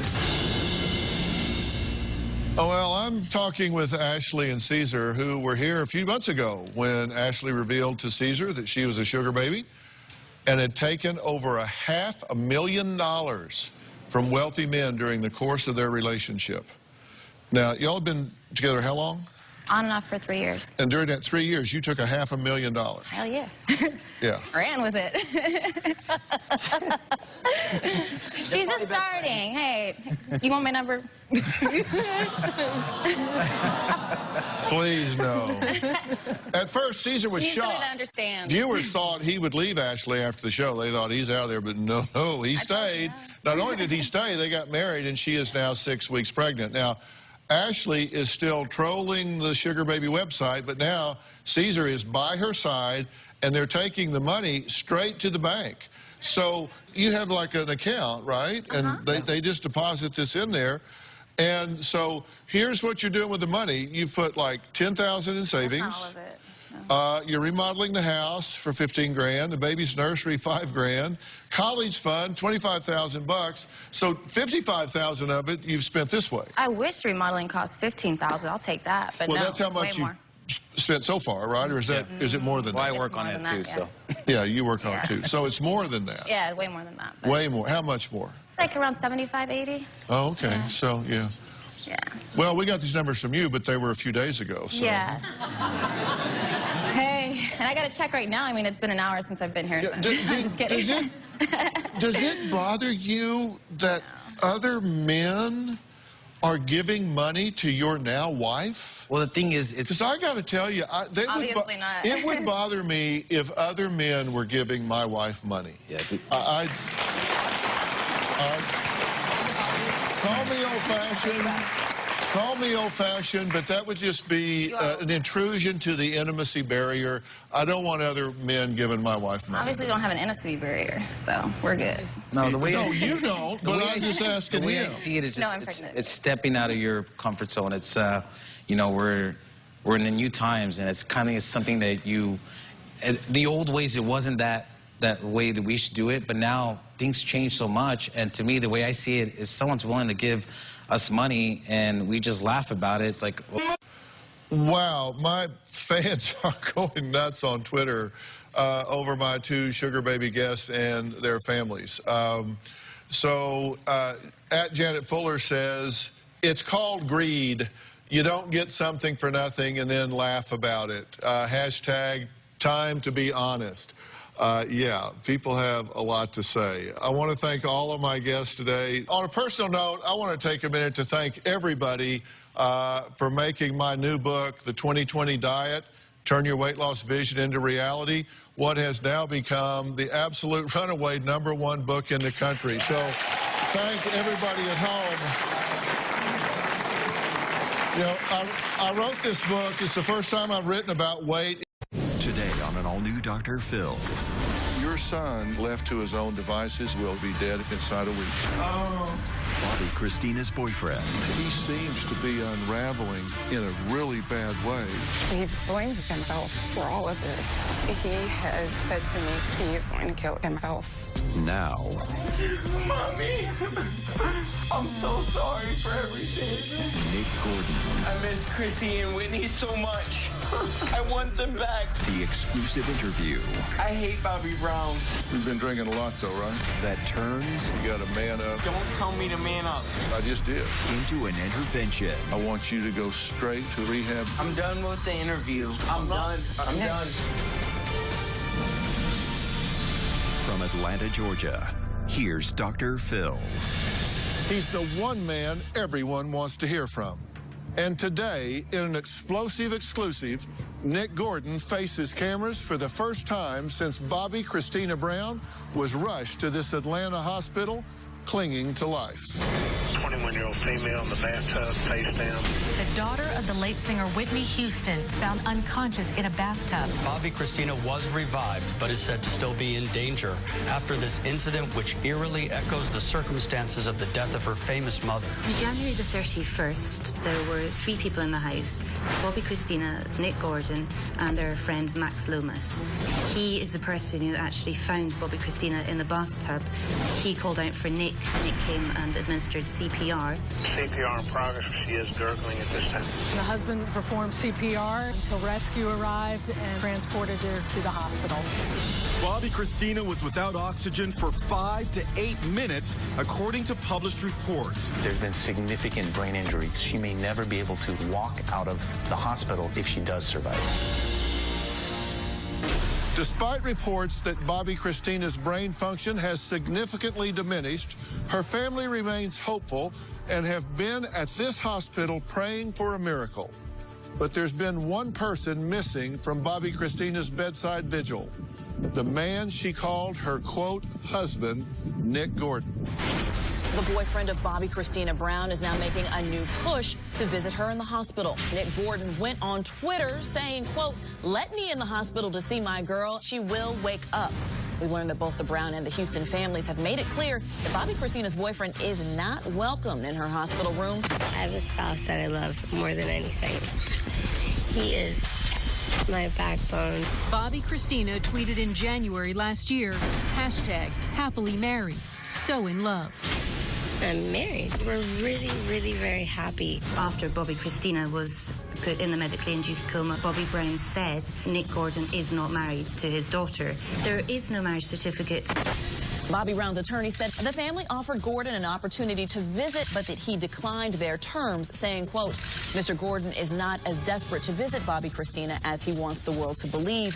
My dad, he's like, hey, you know, of course it's another male. Every time he would see me, what you doing with my daughter? Whitney never adopted Nick Gordon, but did allow him to live with her famous family, growing up alongside Bobby Christina. I'm not any different than anyone in this world. Just under a microscope. Yeah. Times 10. Bobby, Christina, and Nick have always claimed that Whitney was a great supporter of their relationship, but I think Bobby Brown is disapproving. I don't think he sees his daughter benefiting from a relationship with Nick Gordon. He would very happily cut him out of the picture entirely. We came to Atlanta with the purpose of doing the first sit-down interview with the man Bobby Christina called her husband, Nick Gordon. He has not been willing to open up to police or anyone else until now. When we arrived, we realized this was a very serious situation, and if Nick didn't get help, he could end up dead. In the early hours before I met Nick, he was in this state. It's okay, big guy. Oh, you're gonna be okay, right? You new guy. What was supposed to be an interview quickly turned into an intervention. I can't walk. I miss Chrissy. I do. Nick's attorneys did not want Nick to do any media. But when Nick's mother, Michelle Gordon, reached out, they decided that this might be the only way to save Nick's life. His mom has flown in from Orlando, Florida to be here. She is desperate to get Nick the help he needs. Have you seen Nick since you got here? No, sir. He does not know you're here at all, correct? No, sir. But you have been in contact with him, I understand, pretty much on a daily basis, right? Yes, sir. Tell me what your assessment is of where he is mentally, emotionally. Nicholas is at a breaking point. He still has not gotten over the fact that he was not able to revive Whitney. He cannot bear not being with Chrissy by her side. He has blamed himself for her being in the condition that she's in. He's torn up by that. He's dealing with it by drinking. I have begged him, I've instructed him to stop. It doesn't help. So I have an understanding, and I want to be sure that I'm clear about this. Your son has known Chrissy from a very young age. Yes, sir. She was 12. At what point did he actually begin to live with Whitney and Chrissy? Nicholas turned 18 in May. I believe he started living with Whitney and Bobby Christina during 2008 after his 18th birthday. But they had been very close for a long time. Correct. My life changed dramatically when I met Chrissy and Whitney. I was going to high school. My mom had kicked me out of the house. Chrissy being my friend, I got to know Whitney. She took me in. We were best friends long ago. But this was not a romantic relationship between the two of them. No, sir, they were friends. It was just very friendly, kind of a brother-sister kind of support of one another, just friends, always being there for each other. Yes. But then around 18, he started to actually reside and travel with them as well, right? Yes, sir. Mm-hmm. It really bothers me that everybody has our relationship screwed up. I was never adopted, nor am I her blood brother. We just really care about each other. It was never anything that these people are saying that is incest, none of that. And now I'm in love with him. When the situation with Whitney took place, what was his involvement with her that night? With the death? With Whitney, yes, with her death. He, as far as from what I understand, he wasn't, I don't believe he was on the floor in the hotel. I think he was maybe in his room. And he heard the assistant scream, and he ran into the room and saw Whitney lying there. The body of the 48-year-old singer was found in her hotel room at the Beverly Hilton. Whitney's entourage was just a few steps away as she was dying in a bathtub for a reported 30 minutes When she was found by her assistant and her assistant screamed out, Nick Gordon came running, saw the scene of Whitney on the floor, unconscious. Nick claims that he tried to administer CPR. My understanding is that she was pulled out by somebody or persons on her staff prior to any paramedics or hotel security arriving on scene. So he came in and she was in the tub? At that point, she was on the floor, and he administered CPR to her. And he called me when he was standing in front of her body. And what did he say to you? He just couldn't understand why he couldn't revive her. What did he say? He just said, Mommy, why couldn't I do CPR on her? I couldn't get the air in her lungs. Paramedics showed up here at the Beverly Hilton and tried to resuscitate her. 12 minutes later, 3:55 p.m., the 48-year-old singer is pronounced dead. The final cause of death has been established as drowning due to heart disease and cocaine use. Then we now fast forward to Chrissy, and he's there on this occasion as well. What did he tell you about this? Coming up, details from that night. Chrissy, Nick, and Max went out Friday night. They were drinking. Chrissy and Nick had an argument. Do you think the family believes that Nick hurt her? Plus, I've learned in the last 48 hours, he has really gone out of control, screaming that he wants to die. Left to his own devices, he'll be dead inside a week. Tomorrow on Dr. Phil. They caught their mom sexting during a family vacation. I don't want to mess up my marriage. I just wanted to go have a good time. His mom leading a secret life. You just thought you could hide what you were doing and that you'd never get caught. It's none of your business. I would guess it is your husband's business. That's tomorrow. We now return to the Dr. Phil exclusive, the Nick Gordon intervention. Just on the eve of Bobby Christina's 22nd birthday, Nick posted that he was so hurt he was going to hurt himself. He's threatened to take his life. He's a young man who is under a huge amount of stress, who's under the influence of drugs and drink in an incredibly difficult time of his life. He is a very, very troubled man right now. And Nicholas is at a breaking point. He cannot take too much more of not being able to see Chrissy. He has blamed himself for her being in the condition that she's in. When you say Chrissy, you mean Bobby Christina? Yes, sir. I can imagine it was difficult for him that night. What did he tell you about this? The incident? Chrissy, Nick, and Max went out Friday night, and they went to a party or a club, and they were drinking. They got home very early in the morning on Saturday. Chrissy and Nick had an argument. Nick walked away from the argument, went to another bedroom to fall asleep, and Chrissy went up to her room and drew a bath, not as a take a bubble bath. From what I understand, from what Nick's telling me, the cable guy came over. Max left the cable guy in the house, and he needed to enter into the bathroom for some kind of access, and Max found her.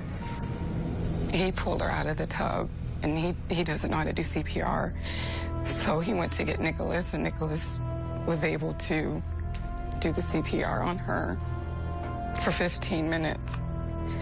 And police arrived, and they didn't help him. Nobody helped him until the EMTs got there. And I don't understand. So he's alone again in this situation with somebody he loves, trying to help them, and can't get it turned around. No. Has he talked to you about how this has affected him? Nicholas continually just expresses how much he has failed Whitney, because Whitney asked Nicholas to protect Chrissy. And Nicholas has always felt like he was a protector of Whitney and Chrissy. And He says that if Chrissy dies, it's going to be his fault because she should have survived due to his CPR. So he blames himself for all of this. So here's two people that he's loved and lived with, and he's been there in both situations and feels like he should have turned something around. The reason I'm asking this and drilling down on it is because I need to know what's in his head, because at this point, he seems to be unraveling in a really bad way from what I have seen and understood. Do you believe he is at a critical point right now? Yes. And what makes you know that? Have you talked to him on the phone where he is? What has he said to you that makes you believe he is? He has said to me many times that he is going to kill himself, and he's tried. How has he tried? Taking pills. Has this been recent? Yes. How recent? I know 2 weeks ago he tried, and he called his younger brother and told his younger brother not to tell anybody. But my youngest son, Jack, called me, and I called Nicholas, and I couldn't get a hold of him. So I called the gentleman that Nick was staying with, and I asked him to watch Nicholas. Nicholas threw up the pill. He was able to throw up the pills. Do you know what he took? I believe he took Xanax and Unisom. And he has a prescription for Xanax, correct? That's what he says. You know he's been drinking heavily? Yes. You made it where? So bad. Because I had been told, this is why I'm asking, because I figure you would know as well as anyone, that Whitney and Bobby Christina and Nick attended rehab together a number of times, actually Correct. 3 times. Correct. If he hadn't had trouble with drugs or alcohol, why was he going to rehab 3 times? I believe Whitney wanted to keep them all together as a family, so she took Nicholas everywhere her and Chrissy went, Nick went. They never separated. They were always together. So you're saying Whitney was going because she had the problem? Yes, sir. And she took Nick into rehab even though he did not have a problem? I don't, from me listening to my son on the phone and talking to him on Skype, he never appeared to be high off of drugs or inebriated by alcohol. 3 times? 2 to 3 times. Wow, I've never heard that. I've been doing this 35 years. I've never heard of anybody taking a posse to rehab. Was Bobby Christina there as support, or was she there because she had a problem? I'm assuming she had a problem, sir. Have you talked to him on the phone when he's been seriously intoxicated? Yes. What is he saying? What is he doing? That he wants to die. He's just full of pain and hurt, and he wants to see Chrissy. He told me he just wants to hold her hand. He wants to rub her feet, and he's in a lot of pain because of that. He said he can't take it anymore. He doesn't want to live. Why do you think he's being blocked from being with her? It's her father. His pride and selfishness. He won't let Nicholas see Chrissy because of his pride and his feelings towards Nick. Do you think the family believes that Nick hurt her? I don't believe the Houston side believes that. I don't know about the Browns. My son would never try and hurt Chrissy. I don't care what they think. My son would never hurt anyone. Let me tell you where I think we are right now. From what I've seen, what I've tracked, what I've learned, I was scheduled to come here and interview Nick because he wanted his side of the story out. He felt like he was being vilified in the press, that he was being seen as some monster that had done terrible things, and felt like he wanted to tell his side of the story and why he wanted to be with her. Let her feel his presence, hear his voice. That if it could help in some way, he wanted to do that. He wanted to tell his story. And in the time between that was scheduled and we got here, he has deteriorated so far. I do not believe that he's in a position to do that interview. I miss Chrissy. I do. I've learned in the last 48 hours between the time that this was confirmed and getting here that he has really gone exponentially down to the point that he is now in this building and screaming that he wants to die and just out of control. At this point, I don't think he has any chance of turning this around on his own. I think left to his own devices, he'll be dead inside a week. Coming up. What I intend to do is bring him down here one way or another. I may bring him in here over my shoulder. Nick, I'm Dr. Phill. Monday on an all-new Dr. Phill, he gunned down American sniper Chris Kyle. Something snapped in my son. What did you say to yourself when you realized your boy had murdered 2 people? In an exclusive interview, I was telling my son to get out of the truck. It was a heart-stopping moment. His family reveals dramatic new details. You approach Chris Kyle, and he agrees to help. I would have never asked if I had an idea that this could happen. All new Dr. Phill, Monday. We now return to the Dr. Phill exclusive. Distraught and out of control. The Nick Gordon intervention. My mom's death, I had times when I was very, very low. That was extremely hard. It was extremely hard. And then especially with the cruel things people had to say, the criticism actually... It made us stronger. It put a fire in us. Yeah. Nick is now in this building and screaming that he wants to die and just out of control. At this point, I don't think he has any chance of turning this around on his own. I think left to his own devices, he'll be dead inside a week. What I said to his lawyers, who have said that they supported me coming here and being here now because they want him to get help. They want him to have help. And I said, look, I will come down there not to do the interview at this point, but to sit him down, make eye contact with him, and get him help. Because I think he will either kill himself, he will drink himself to death, something will happen. As we sit here right now, his life absolutely hangs in the balance, and I think you know that's true. I miss Chrissy. What I intend to do is to leave you here for a few minutes and go find him here in this hotel and bring him down here one way or another.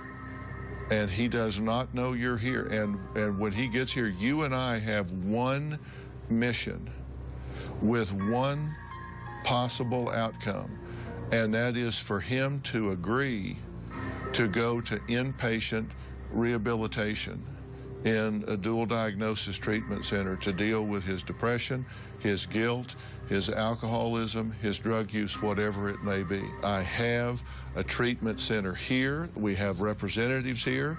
They are on standby. Everything is set up. But you and I have to get him there, and we don't take no for an answer. Yes. And when he says, oh, I don't need it, I need you to say, I have talked to you on the phone. You have told me you're going to kill yourself. You have told me you want to die.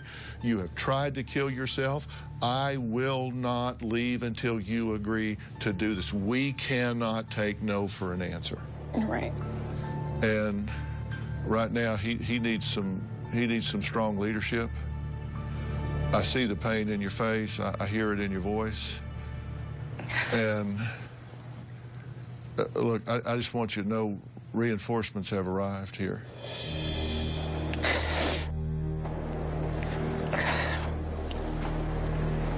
Thank Thank you. I may bring him in here over my shoulder. It's okay. But no, I'm gonna go get him right now and bring him in.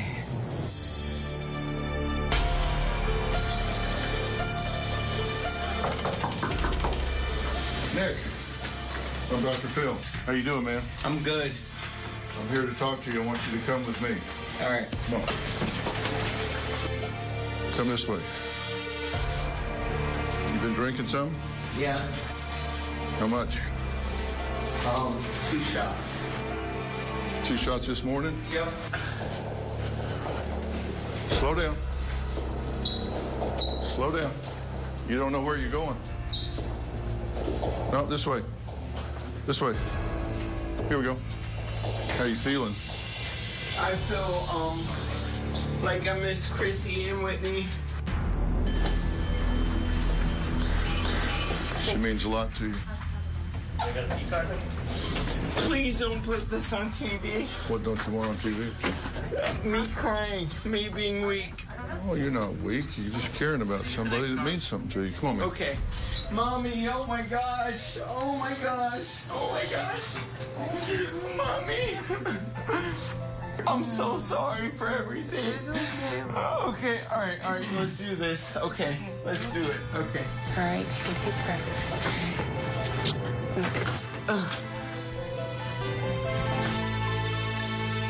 Okay, all right. I'm good. I'm good. I'm good. Mom, I would never hurt anybody. I love people. I love babies, everything. I know. It's okay. Deep breath. Take a deep breath. Take a deep breath. It's okay. All right, so here we go. You're okay. Yep. You're okay. Nick, okay, so you're gonna ask. I have been drinking. I have been doing Xanax. And that's it. I've been so sober. Besides that. Deep breath. Deep breath. you've been drinking a lot, though, right? Yeah. I have been. Like, if you, walk, I can't walk. Nick, I'm really sorry for your pain. I can't. No, you can't. You can't. My pain is horrible. My heart hurts. I have panic attacks. I'm not going to tell you that I know how you feel. Oh my gosh. Oh. Try and calm down a little bit. Slow, deep breath. You threatened suicide. I will. If anything happens to Chrissy, I will. Nicholas, stop saying that. Please. Don't cry. I just want you to listen to Dr. Phill. I will. Okay, I will. Deep breath, deep breath. Come here, sit down. Nick.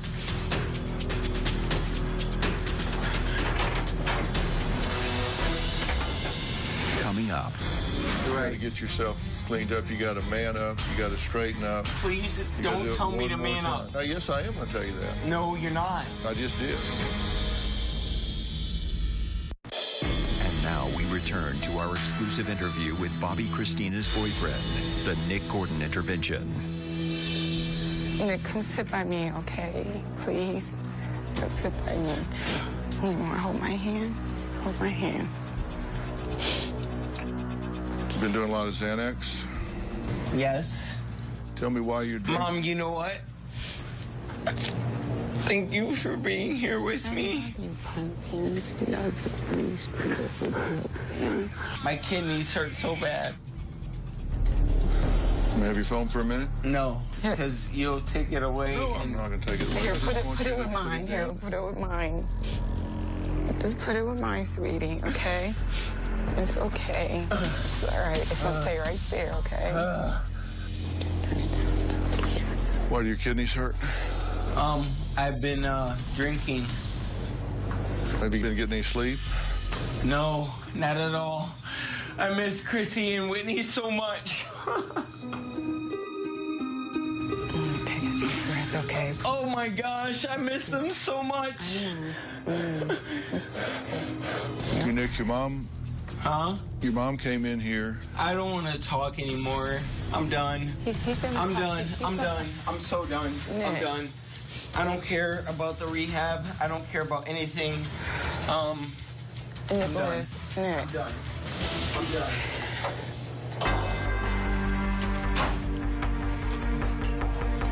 Somebody will stay with him, and we'll get him back in here. And if we have to, we'll get a psychiatric commitment if we have to. We'll do whatever we have to do. Yes. But we're not going to let him get away. We're going to make sure he gets there. We got one mission. As I said, we're going to get it done. But he's got to go through a process here.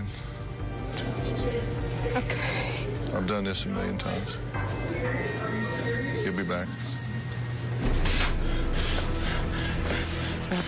Look, you calling all this calm down, okay? I can't. Yes, you can. Mom, I lost the most legendary singer ever, and like I'm scared to lose Chrissy. Pray for Chrissy, right? Right? We're ventilating. Just breathe. Oh my gosh, I made him more famous. Okay, so let's do it. Nick. Oh my gosh. All right. What's up? Ask your questions. I don't really have any questions. You want me to have answers? What I want you to do is go to rehab. Yeah. I think you definitely need to go to a medically supervised rehab. Yeah, I do. And you can't help Bobby Christina the way you are. You can't help Chrissy like this. This is not helping. You're right. You're right. You're right. You're right. You got to get yourself cleaned up. You got to man up. You got to straighten up. I've been so strong for so many people for so long. So please don't tell me to man up. Yes, I am going to tell you that. No, you're not. I just did. Coming up. I just can't lose Chrissy. I can't. But you have to get better, and you must let Dr. Phill help you. And later. I hate Bobby Brown. I'm done. He gunned down American sniper Chris Kyle. Like, he's all crazy. He's psychotic. Now. How can I love someone who's done this? His family opens up. My heart just kept saying no. No, Eddie could never do this. The exclusive interview. What did you say to yourself when you realized your boy had murdered 2 people? Monday. Only on Dr. Phill. We now return to the Dr. Phill exclusive. Distraught and out of control. The Nick Gordon intervention. Every morning I go upstairs, I'm like, good morning, Mom. I miss you. A lot of people, you know, when they lose somebody, they don't have the constant reminder that we have, seeing her in the papers. Every damn day. It's a fresh wound that they keep cutting open. We've been through hell and back together, so I think that's what makes our relationship so strong and us so close. You haven't been through what I've been through. No, I haven't. You haven't, so don't tell me that. And one thing you won't hear me say is that I know how you feel. Because who can? Nobody. I cannot besides imagine, me. I cannot imagine going through what you've been through twice. Please let him talk, okay? I will. I'm sorry. I'm sorry. Nick, I can't imagine going through what you've been through once, let alone twice.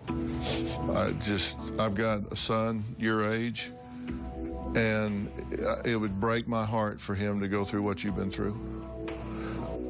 And I'm sorry that you've been through it. I really am. I want to let all you guys know I did everything possible in the world to protect them, even though we did, like, everything. You deserve to get some help here. Because let me tell you, if you don't, you know you're going to wind up dead. You've tried to kill yourself. You sound like you're on Xanax.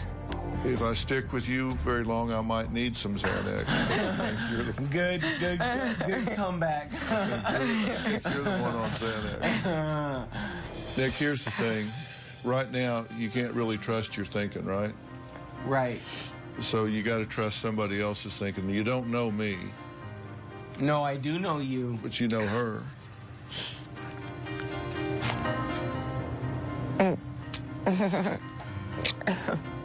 What do you know about me, Nick? You're Dr. Phill. You're famous like I am.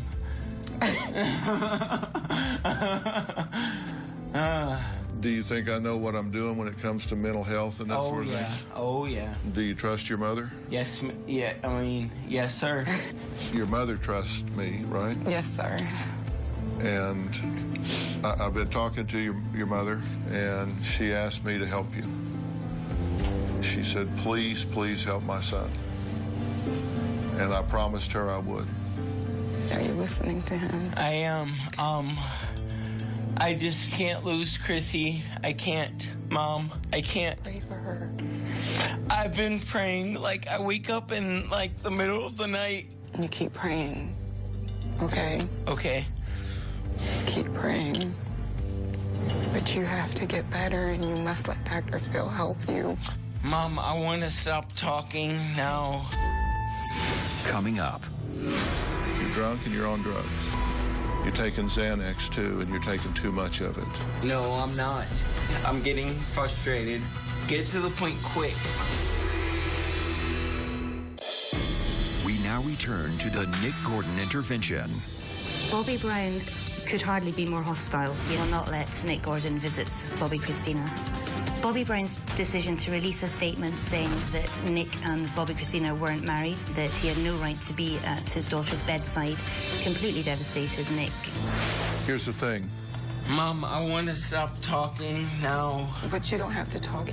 Dr. Phil's going to talk. All right, that's fine. I'll be quiet. Bottom line, I think you've gotten to the point where the alcohol you're taking, the Xanax you're taking, has gotten your brain scrambled up to the point that you need medical supervision. I'm on like San Quentin, okay? So, like, I'm fine. We want to make you better than fine. We want to make you... Thank you, Doc. We want to make you sharp, gilt edge, so you can make the best you decisions. Have Chrissy's ring. I didn't bring it. I did not bring it. Oh, my gosh. I have Chrissy's engagement ring. He wants me to hold it. It's at home safe, okay? Okay, it's safe. I want you to leave here today. I want you to go straight to a rehab facility that's going to get you sobered up, cleaned up, and help in getting your thoughts. I promise I will. Okay. As a man. All right. All right. You're going to leave here right now. Right now. You're going to get in the car. You're going to go there. Okay. Listen, let me explain what I want you to do, because I want you to be very clear. Okay? Can you focus here for just a minute?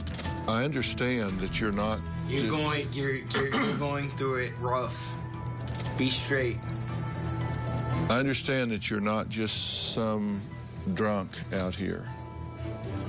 I understand that you're just not some doctor out here. That's right. Okay, so don't disrespect me, okay? Your mother and I talked about it. And like I said, I've got a son your age. Listen to me. I'm getting to the point. Get to the point. I'm getting frustrated. You're getting anxious. Yeah. Respect Nick, okay, please. I understand. I do respect him. Let him talk. You've got two things you've got to do. You've got to get detoxed. I am detoxed. No, you're not. You're drunk and you're on drugs. No, I'm drunk. You're taking Xanax, too, and you're taking too much of it. No, I'm not. Bad. Do you agree that you're very depressed? Yes. I mean, two people in your life that you love and respect, you've lost one of them, you're in danger of losing another. Why don't you guys stop filming me and take this, okay? All right, so there we go. So, all right, get to the point quick. You have like 2 minutes. Nick, please. Nick, please. I'm going to ask you to leave here and go not just to a rehab, but I'm going to ask you when you're there to deal with this trauma that you've been through, so you have a chance to unburden yourself. It's terrible what you're living with, Nick. I'm gonna seem so weak in front of the world. No, you're not. Nick, you seem caring. Nick, you don't seem weak. You seem caring. No. You're not, Pumpkin. You're not. I want them back. That's the only thing. I want them back. That's the only thing. I can't believe I'm crying in front of the world right now. Nick, you're just caring. You know, you want to be a protector for Chrissy. I know that. I hate Bobby Brown. But you've got to take care of yourself. Yeah, you can't be a protector for him. Chrissy if you don't take care of yourself. You're right. You're right. You You're can't right. give away what you don't have. You cannot be a protector for Chrissy if you don't take care of Nick. I'm done now. I'll go to your treatment. Nicholas, come All here. right, fine. Nick, All right. Nick, come here. Please. Coming up.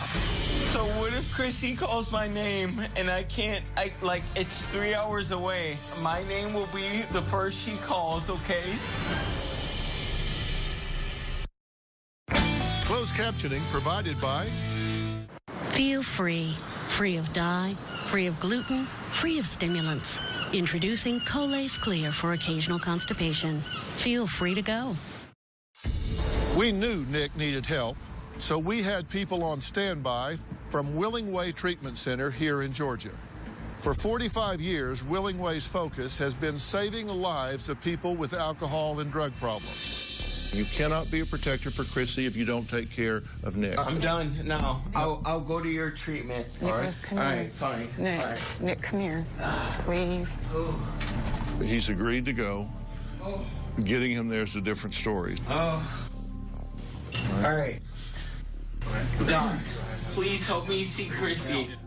Well, we got to get you cleaned up first, right? Right. You can't go see anybody like this. No. I mean, you're up and down and around. Gentlemen? Hey, Dr. Phill, Jimmy Mooney. Jimmy, how are you? Nice to meet you. Nick, Jimmy Mooney. Yeah. Night, really nice to meet you. Nice to meet John you. Rostock. Nice Nick to Gordon, nice to meet you. John, how are you? Hey, Doctor, how you doing? John Rostock. Here, okay? Yes, these gentlemen are with the rehab facility. Tell them. My name's Jimmy Mooney. I'm chairman of the board, and I'm also one of the owners. And it's Willing Way is a great facility. You're going to a great facility. And we want you to leave straight away and get started to get yourself under control. We want you to leave here now, go straight there. This is what you want, Yes, correct? please. And how far is it from here to there? It's about a 3-hour drive, maybe a little more. 3-hour drive, and we're going to take care of you. So what if Chrissy calls my name and it's 3 hours away? If that happens, we'll deal with it. If it happens, it will happen. My name will be the first she calls, okay? All right, look at me in the eye. That happens, Dr. Phill will get a chopper on the ground at Willing Way, and we will fly you back to the facility. That's my commitment to you. I'll get a chopper there. Okay, so mine to you is I'll be sober, I'll be clean, I'll be a good person. We just need to get you clean and sober. All right, man? Okay, let's do this. All right. Oh, my gosh. Our thoughts and prayers are with Bobby Christina and both the Houston and Brown families during this tragic time. We will hope and pray for a miracle recovery that brings their Bobby Christina back to them. After our interview tape, the Houston family reached out to us. They say that Nick Gordon did not perform CPR in Whitney, Houston, and the police report reflects that.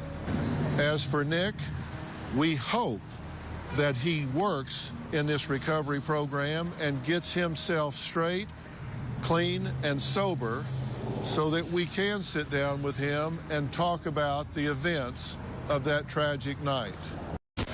Today on Dr. Phill. They caught their mom sexting during a family vacation. I like to make a grown man moan. Did you write those things? I didn't want to mess up my marriage. I just wanted to go have a good time. Is mom leading an X-rated secret life? You go meet a guy in a parking lot? I never had sex with him. You just thought you could hide what you were doing and that you'd never get caught. It's none of your business. I would guess it is your husband's business.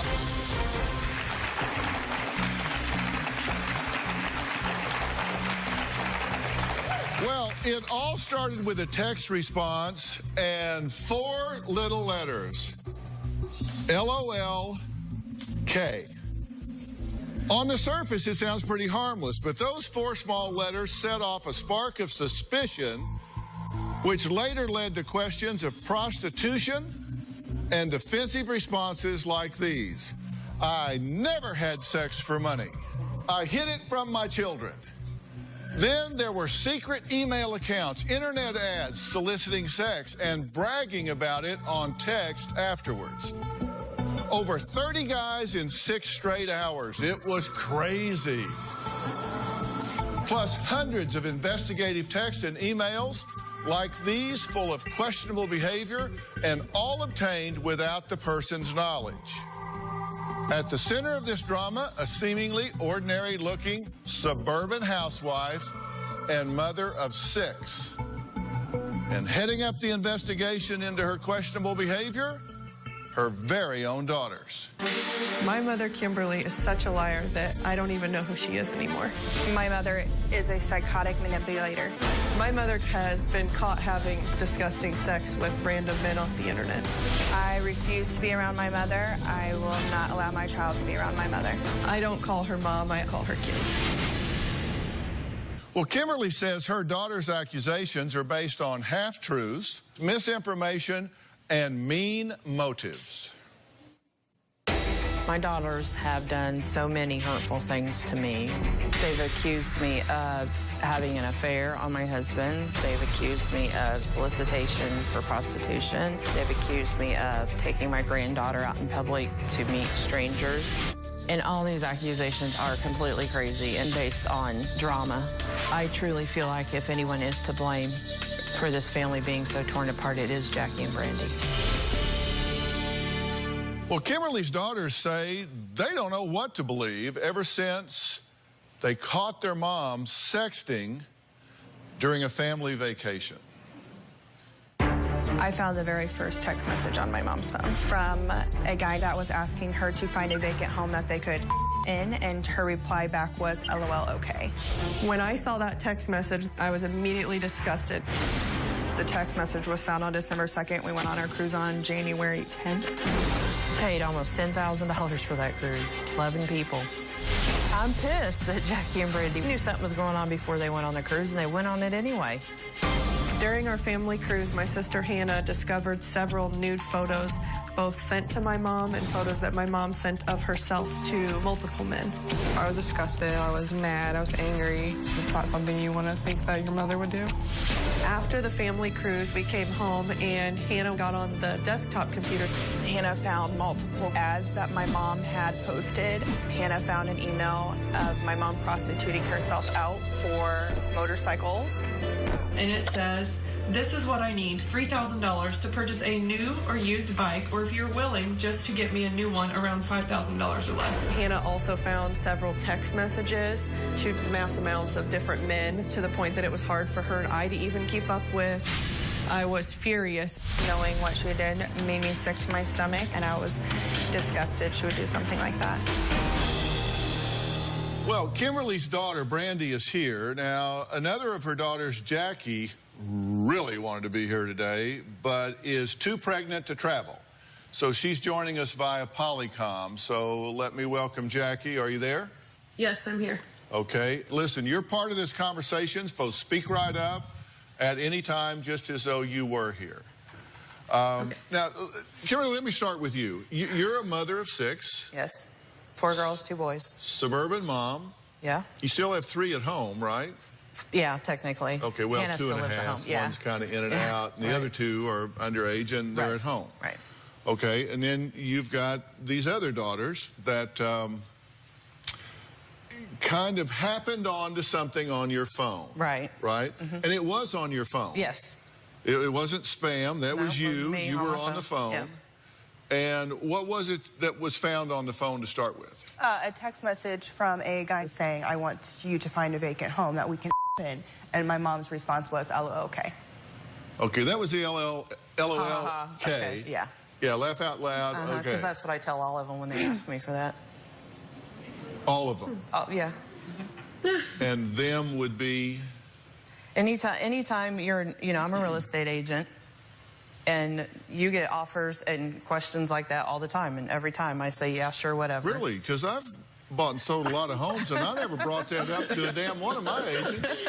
Have you met some of them and done that? No, never. No, you don't do that. No, never. I'm sorry? I said that's a lie.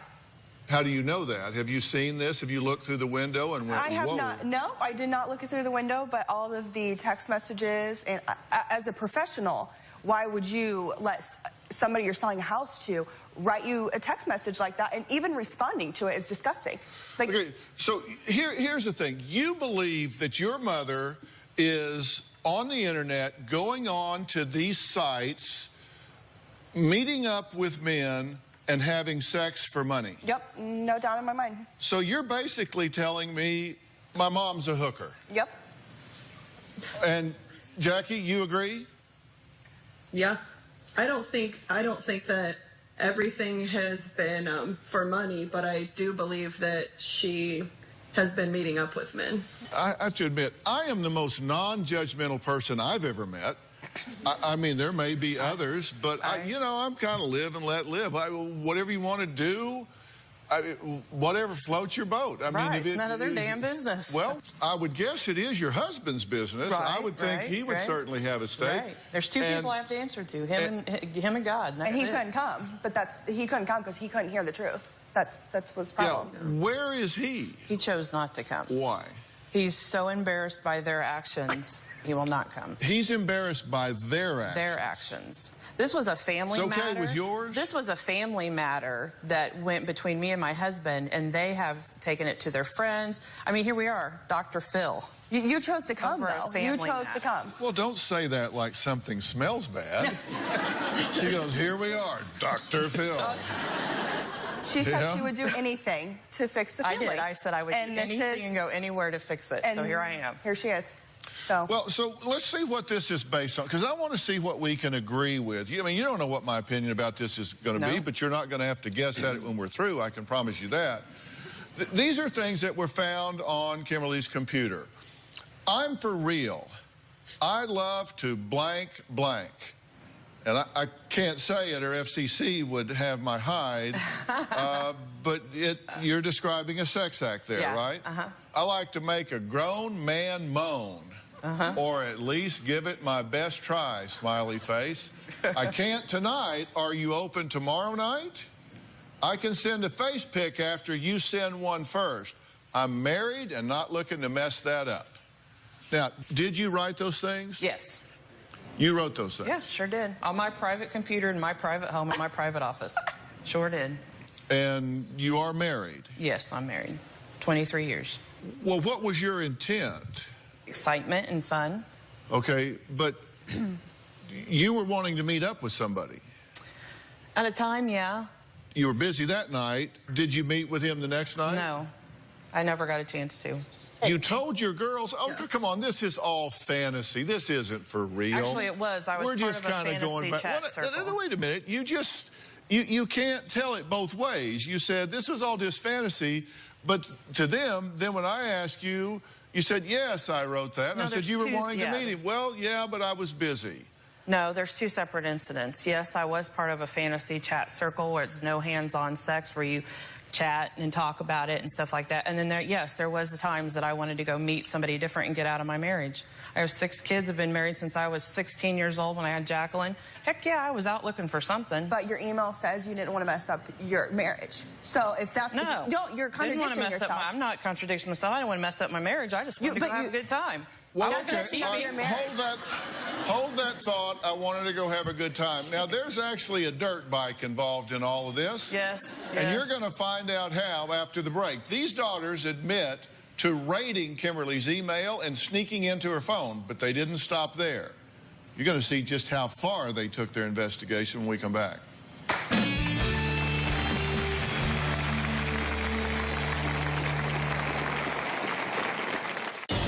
My sister Hannah and I created an internet ad. So I pretended to be my mom and recorded a phone conversation with one man who actually sent us a picture of her face and his private parts. I want you to tell me what you can do for me. You want me to take the trigger or me to tell you that? And later... How embarrassing it is to tell everyone that my mom was prostituting herself out. Like, who would I want to know that? Friends Well, know? apparently everybody in the United States and 57 foreign countries, because you're here. Tomorrow on Dr. Phil, the story that made national headlines. The media dubbed Diane the squatter nanny. Now on the Dr. Phil stage. She said you laid around and did nothing. That's a bald-faced lie. Mother and nanny face off. Did you try to drive her out? No, I didn't. You yelled at me and told me I was a dog. Have you ever been evaluated? Do you have any mental issues? You are a vicious, malicious person.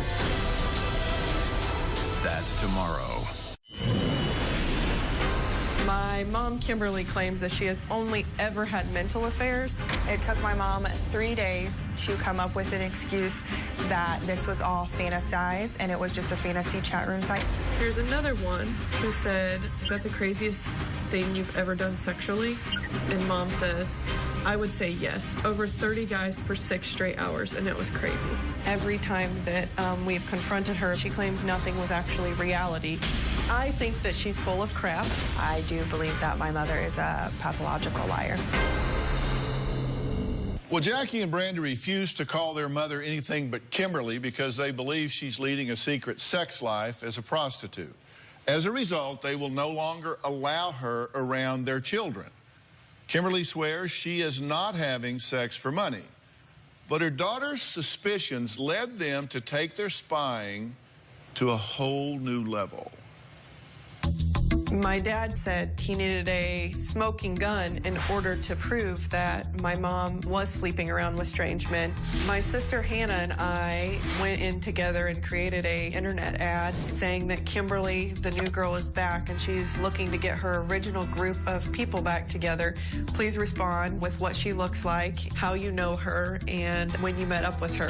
One man actually sent us a picture of her face and a picture of his private parts. He said that she drove a silver van and described that she had big curly blonde hair. So I then pretended to be her and recorded a phone conversation with this man. I want you to tell me what you can do for me. You know, what you did last time compared to what you're going to do this time. Do you want me to take it to you or can you tell you now? You can tell me now. When my mom heard the recording, she denied it all immediately, of course, and said that I must have hired someone to actually put on this act. And then after I told her how stupid she sounded, she claimed it must have been one of our friends or someone we knew. I feel like every time Kimberly opens her mouth, another lie comes out. Okay, look, here's the deal. You've got to be willing to tell the truth, because if you come in and tell me half a truth or a lie or no truth, then we don't get anywhere. Right. You've got to be willing to just come clean. I mean, hell, they can kill you, but they can't eat you, right? The truth isn't, they don't want the truth. When I've said the truth over and over, it's not that elaborate. So we've got to embellish and make it more and more. What is the truth? I get paid for sex and crap like that. You've said so many stories. That's the problem. There's so many stories, you don't even know what to believe. You tell them the truth and they go, you're lying. Tell me the truth. I want to know. You don't know. Maybe I can talk him into it. Hell, you give me enough time, I can get a rabbit to hug a hound. If you just give me time, what is it? What is the truth? I was bored to death. You know, the husband works all the time, never comes home. He goes out in the garage. I don't see him. 23 years of the same boring crap. That's the truth. I look for some excitement. I go out there. I tried to go and meet people. I couldn't do it. No. Not going to lie to you. Okay, wait a minute. That's a whole other thing. Which story do you want? I went on a fantasy chat life. What story? Fantasy chat thing. It's no hands-off sex. You just talk about it. You chat, whatever. So I thought that's a good way to do it. Then I don't have to have sex with somebody and screw up the whole thing, right? So that's what I did. But you didn't stop there, right? No, I didn't stop there. You did meet men. I met 3 men, yeah. And you did have sex? No, I never had sex with them. One guy I met, and he was about 400 pounds and not at all what his picture said.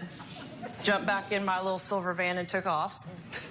The second guy I met at a parking lot, and he was even more disgusting than the first guy I met. And the third guy, swear to God, the third guy didn't even have teeth.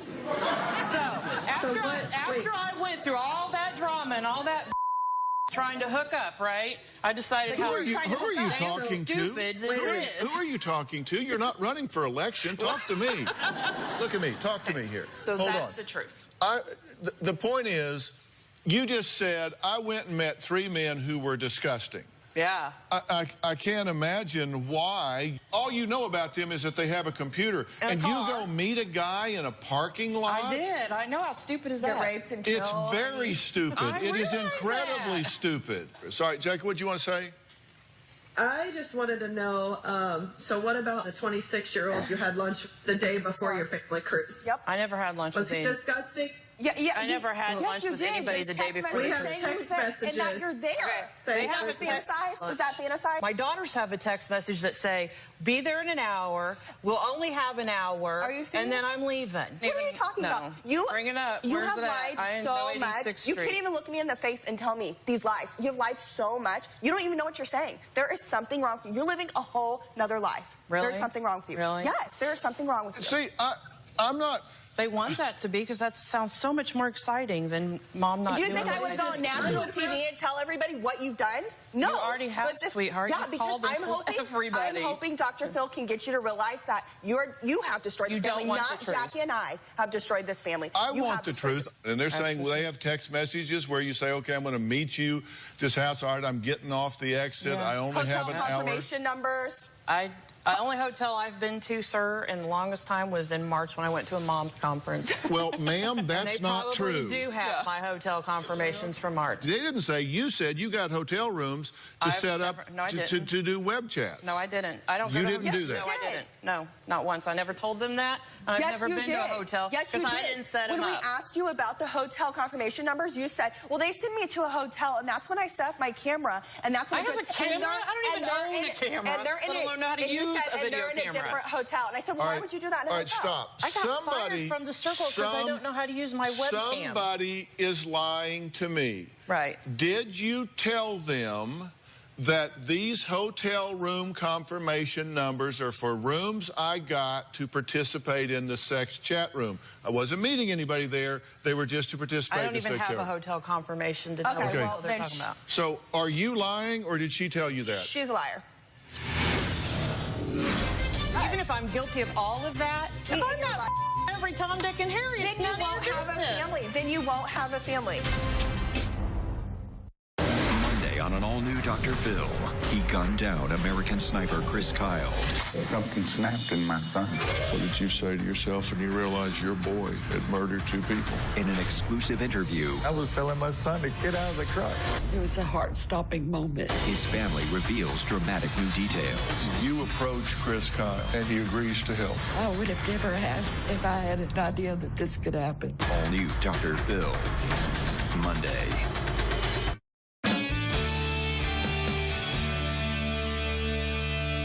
Jackie, what about these hotel confirmations? Yeah, she did admit to going to a hotel room. She didn't have any sexual acts. She claims that she talked to them about sex. You told that to us. Okay, Dr. Phill, here's the truth. They, during the circle chat thing, the guy goes to the hotel room. Not me. I was not there. I was at home in my own house in my computer. Okay, go on. In my office, okay? So you're saying that you were at home logged on to a chat room. Yeah, watching. Where guys were in a hotel room. And girls. Engaged in sexual activity. Yes. Yeah. You just thought you could hide what you were doing and that you'd never get caught. Okay, I'm going to get an answer to this because when people lie to me, I stop talking and move on to the next story. Now, somebody is lying here. Mm-hmm. And I want the truth. You either said that these were hotel confirmations that you did not use for sex, just for fantasy, or you didn't. Now, either you're lying and Jackie's lying, or you're lying. Where's these confirmations that we supposedly have? Because I don't have any. I didn't ask you to show them to me. Our father asked us to delete, or actually, he handed us the emails that we all had printed out, 3 copies. Your husband asked us to destroy them. Your husband asked us to destroy them. He has the only copy left, and he refused to give it to us because he didn't want you to look like an idiot on TV, but you already do. You already do. Sweetheart. Like, he doesn't want to believe what I did was not at all any of this and deserves any of this. Yes, it does. And even if I did, even if I'm guilty of all of that, even if I'm guilty of every single thing they want me to be guilty of, What the hell's it got to do with them? My children. You want to see my child. You want to see her children. That's not going to happen. Hold on. Is your point that you think that your mother is going to take your child to a sexual assignation with some guy with no teeth in the parking lot? No. Yeah, right. My fear is that a real fear on your part? No, my fear is he knows your van. How do I know you're not a drug dealer? How do I know you don't owe people thousands of dollars? What if you had my kid in your car? Did people know what car you drive? How do I know they didn't come to attack you or rape you? I have no idea. Do I think you would take my kid to something like that? No, but how do I know a guy's not going to come after you? How do I know that at the safety of my child? And I wouldn't. You're a stranger to me, Mom. Did you get hotel rooms? No, never, not once. What were the confirmation numbers for? I don't know that there are any. I think they're lying. Matter of fact, I know they're lying because there aren't any. So you don't have any proof? No, we did, but Dad asked us to destroy it. Well, let's talk about this dirt bike for a second here. Yeah, we'll talk about because there's an interesting email about that. You put an ad, right? No, I didn't get put on there. Yes, it did. Are you kidding me? It was on the internet. People responded. I wrote it in paper. I thought about it. No, you did not. On paper? It was on your computer. It was on an email that people responded to. They found it on your computer. Right. So it's just sitting up on the computer like you typed it out. This is my problem. I'm admitting that I did this, so what's wrong with that? No, you well, just I'll said get you wrote to that in a minute. I'm just trying to find out where the bottom is here. Here's what this said. This ad, and you say you didn't post it. They say you did. It said, quote, I need $3,000 to purchase a new used bike or a new one around $5,000, a new helmet and boots. To avoid this being a prostitute transaction, yes, I know the law, money must exchange hands for sexual favors. I Googled it. I would rather money go to the cause. So any money can be given directly to my choice of shops, and they will hold a credit for me. It's not all about sex unless you need it to be. I will not pay for a room. That's your job. Kimberly. Right. Did you post that? I wrote it, yes. Did you post it? No, I didn't post it. You didn't post it. You posted on the internet with a I didn't post it. My friend posted it for me. Let me look at this picture because I didn't here. know how to post it. Well, I see this thing where it says, I need $3,000 or $5,000 for a dirt bike. Then shortly after, I'm looking at a picture of a dirt bike. No, I bought 3. I bought 3 dirt bikes that year, and I sold 5 houses. Call and ask them. Your people already did verify that. Did your friend post that ad? Yeah, my friend did it for me. Yeah. So it did get posted. Because I didn't know how to do it. But it did get posted. Yeah, it did get posted. Because a few minutes ago you said it never got posted. You said you posted it. I didn't post it. I wrote it. And I said I didn't write it. I said I didn't post it. I wrote it. See, now. Okay. Yeah, I want to know I didn't post it. I didn't know how to. You're killing yourself now because, lady, that is a distinction without a difference. I want to know who this friend is. Because if none of your business. Again, if my kid is with her and she's hanging out with her friends that are letting her prostitute herself. Okay. Again, it's still none of your business. You are 24 years old. You live in your own home. You have your own kids. If you want me in your life, if you want me in your life. Every Tom, Dick, and Harry, it's none of your business. Then you won't have a family. It's none of your business. Okay, well, if you want to live without your children, that's on you. Your choice. Coming up, Kimberly says she doesn't think her daughters have been working alone. She thinks someone else is out to get her. We're going to find out who that is when we come back.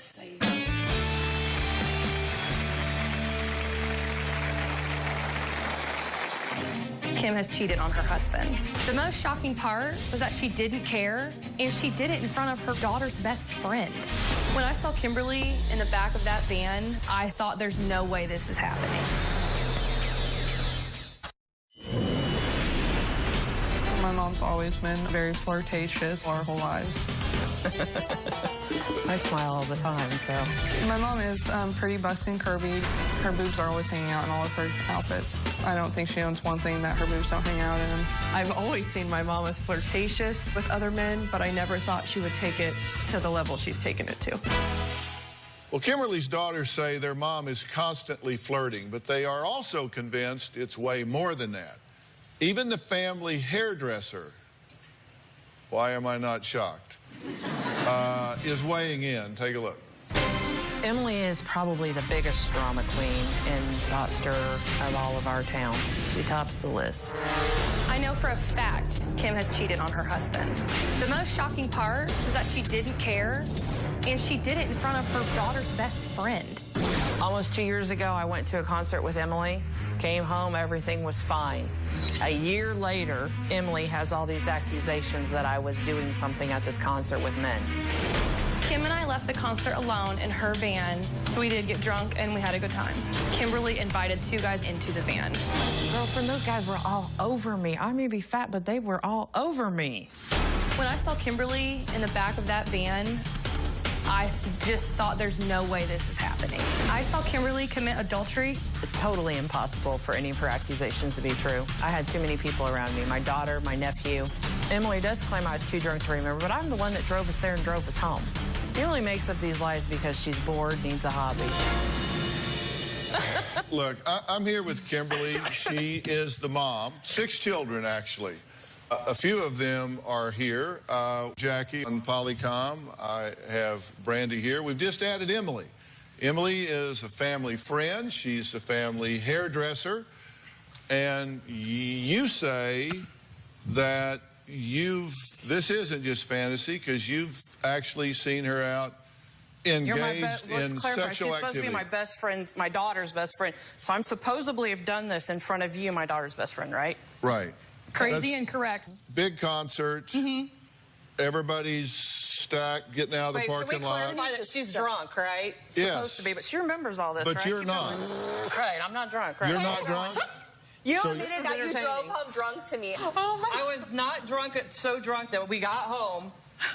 So you were kind of drunk. I was the one driving. So you were kind of drunk. 2 of those Limerita things. Not drunk enough to do what she says she saw me do. Keep going, Emily. Tell everybody what you saw me do. Okay, so you pick these 2 guys up and actually pull out of traffic into a field. So you look over your shoulder. She's in the back seat with a guy, and what's happening? Yeah, what's happening? Sexual act, and I got out of the van. My daughter's there, my nephew's there, but I'm doing what in my van? Okay, one of the things that I always worry about is when people spend a lot of time focusing on irrelevant details to deflect from the matter at hand. And you keep telling me that there were family members there. Yeah, were it's they not like they weren't right there. Were they in the van with you? No, they could have walked up. They were right, like my van was here and they were right over here. They could have walked up at any moment. They were not even close to our van. Emily, you are just so full of shit. No. National TV now knows that you're such a big liar. Jackie, you guys get back from this cruise and call Emily and say, here's what we found out about my mother. Do you know anything? Often people confess things to their hairdresser. So do you know of anything that's been going on with my mom lately or anything that's happened? Because she's been having affairs.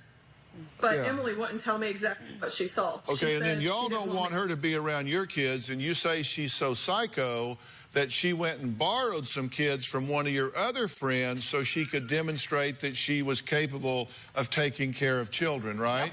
I did. You sure did. And so you told that person what was going on. They shouldn't have their... Is there anybody y'all didn't tell? How embarrassing it is to tell everyone that my mom was prostituting herself out. Like, who would I want to know that? My close friends. Well, apparently everybody in the United States and 57 foreign countries, because you're here. Well, now they do. Yeah, now. Wow, okay. Are Jackie and Brandy creating drama because they have nothing better to do? Well, there's another sister here who says, yeah, actually, they are. We'll hear why next. I know, and she walked out. She helped.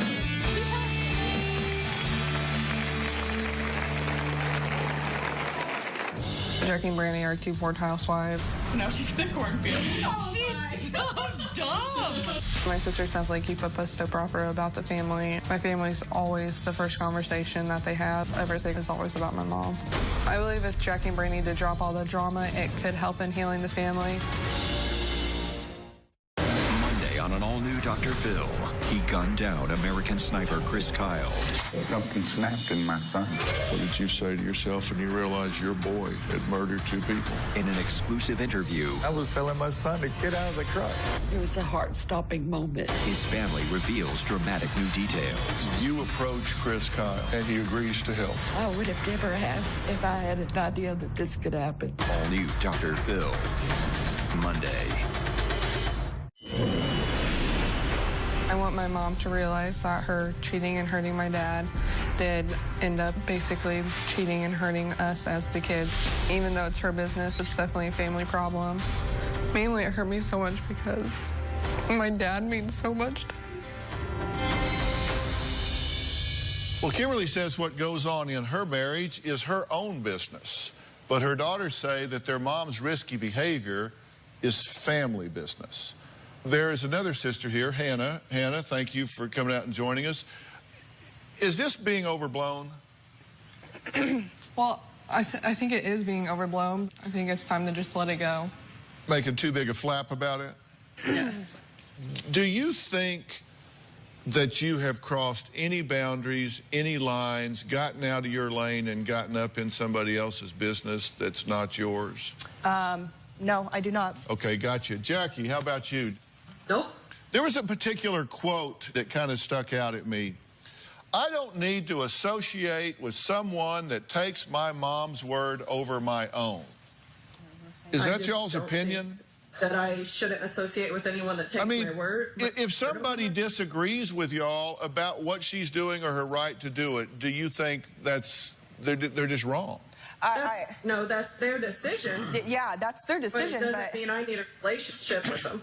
But the problem is there's obviously two sides of the story, and they're only getting one side of the story. And they come and attack us with one side of the story, and we can't say our side of the story.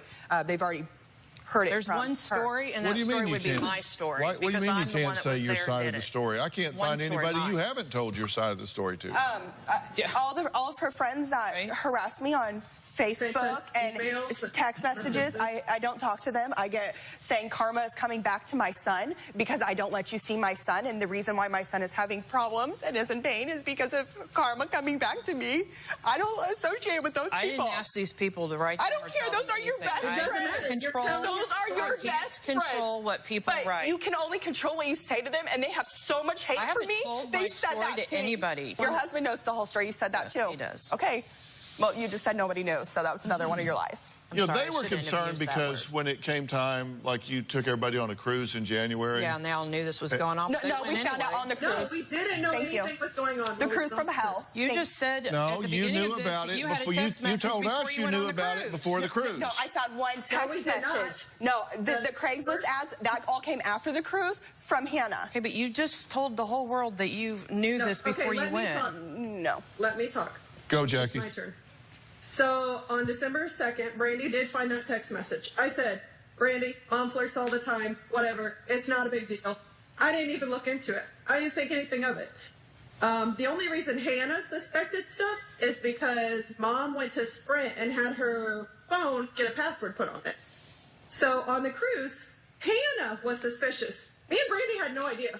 Next, I'm going to tell Jackie and Brandy if I think mom's business is any of their business.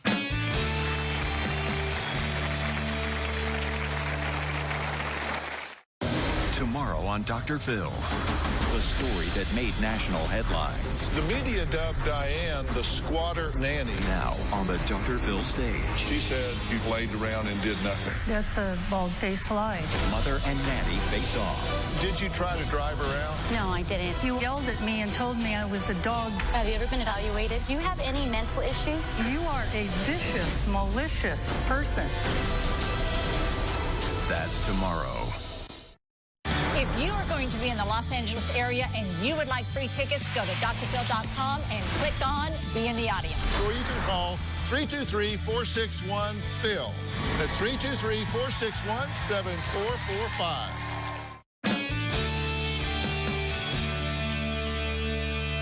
I'm going to declare executive privilege here, and I'm going to do a little talking. And our viewers are weighing in on this. I know you guys all have opinions as well.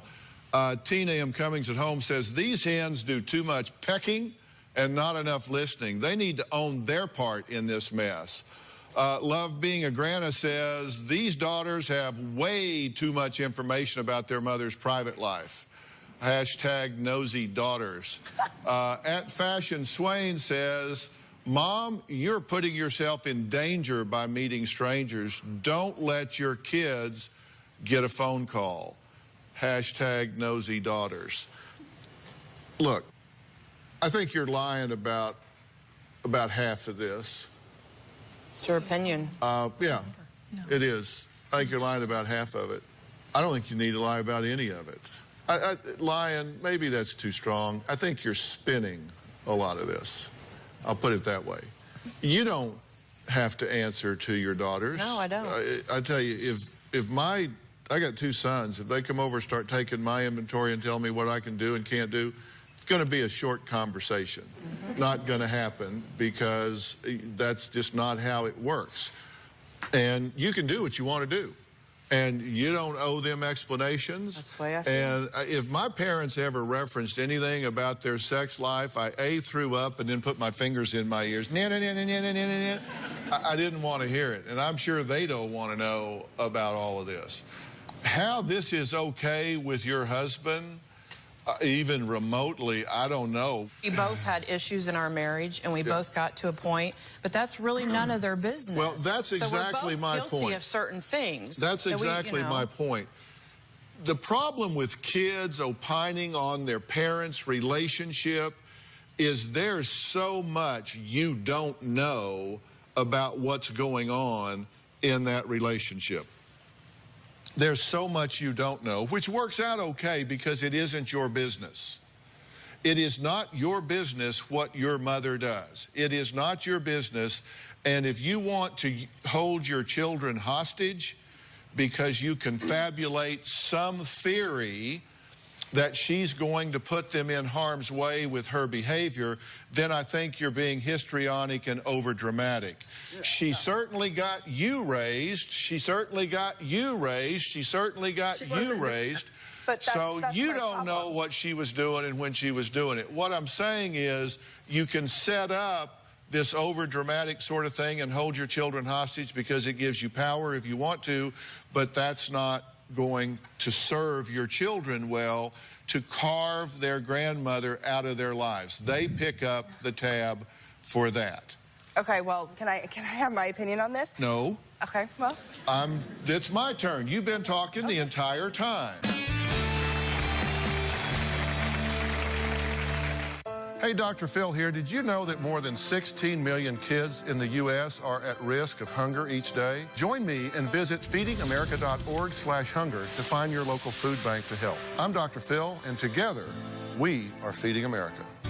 Just adult to adult, I am really concerned about your judgment and putting yourself in harm's way. If you meet people over the internet and then you go meet them in the real world, particularly somewhere private, like a parking lot in a car, that's just dumb. Well, this was all in October of last year. I got brains since then. Okay, look, listen. I found a friend that I could actually confide in and spoke to. And so but Kimberly, in October listen, of last year, I've gotten brains since then. I do a lot of shows regarding the internet. And there are some weird cats on the internet, and you don't want to be putting yourself in harm's way. Right. And if you're going out and meeting men... I had nobody or nowhere to go, and now I do. And that has been a huge blessing. What I'm telling you... This has all come out because it's been good. Well, I'm glad you consider it a blessing. What I'm telling you is this. You don't owe them an explanation, but you do owe yourself consideration. Right. Do not degrade yourself by meeting men in parking lots. Do not degrade yourself by putting yourself out there. Do not disrespect your marriage and your family by turning away from your partner if you've got problems. Deal with that with him. And if that doesn't work out, then maybe it's time to shut that marriage down. That's another question for another day. But you won't find solutions by putting yourself in harm's way, degrading yourself, And who knows? Their legitimate concern is that you cross a line and allow people to know where you are and where you live, and some crazy wacko comes over there while you're watching the children, and they are in harm's way. Right. And that's where they do have a legitimate concern. You need to make sure they understand you get that, and that you are not crossing those boundaries. You can get killed by dealing with these people on the internet, and you need to stop doing that. Right, that's why I did. Straight out. That's why I did. Not because they judge you, but because you're putting yourself in harm's way. And do you agree with what I'm telling her? I totally agree. So I'm actually supporting a substantial part of your position, that if she blurs the boundaries, then family members, you, others, could be in harm's way. Don't like I said, do this that, was in and don't. October of last year, so since then. Do not degrade yourself by meeting strange people in a parking lot. I promise you that won't give you what you're looking for. If you're bored, get a hobby. I figured it out. But your hobby is not. Your hobby is not. Your hobby is not meeting weirdos in a parking lot. Because some guy that will come meet a woman in a parking lot is not the quality and if anybody's man. watching that wants to do that, don't do it. Yeah, it's not worth it. Don't do it. Okay, save yourself before the world. Yeah. Okay? I did. All I right. gave it up. We're out of time. I want to thank all of my guests today. If you're experiencing drama in your family or marriage, you can go to drphil.com for advice and hopefully some helpful resources. You have to respect people's right to be who they are, but that doesn't mean you can't tell them what you think. And I think everybody here knows what everybody else thinks. We'll see you next time.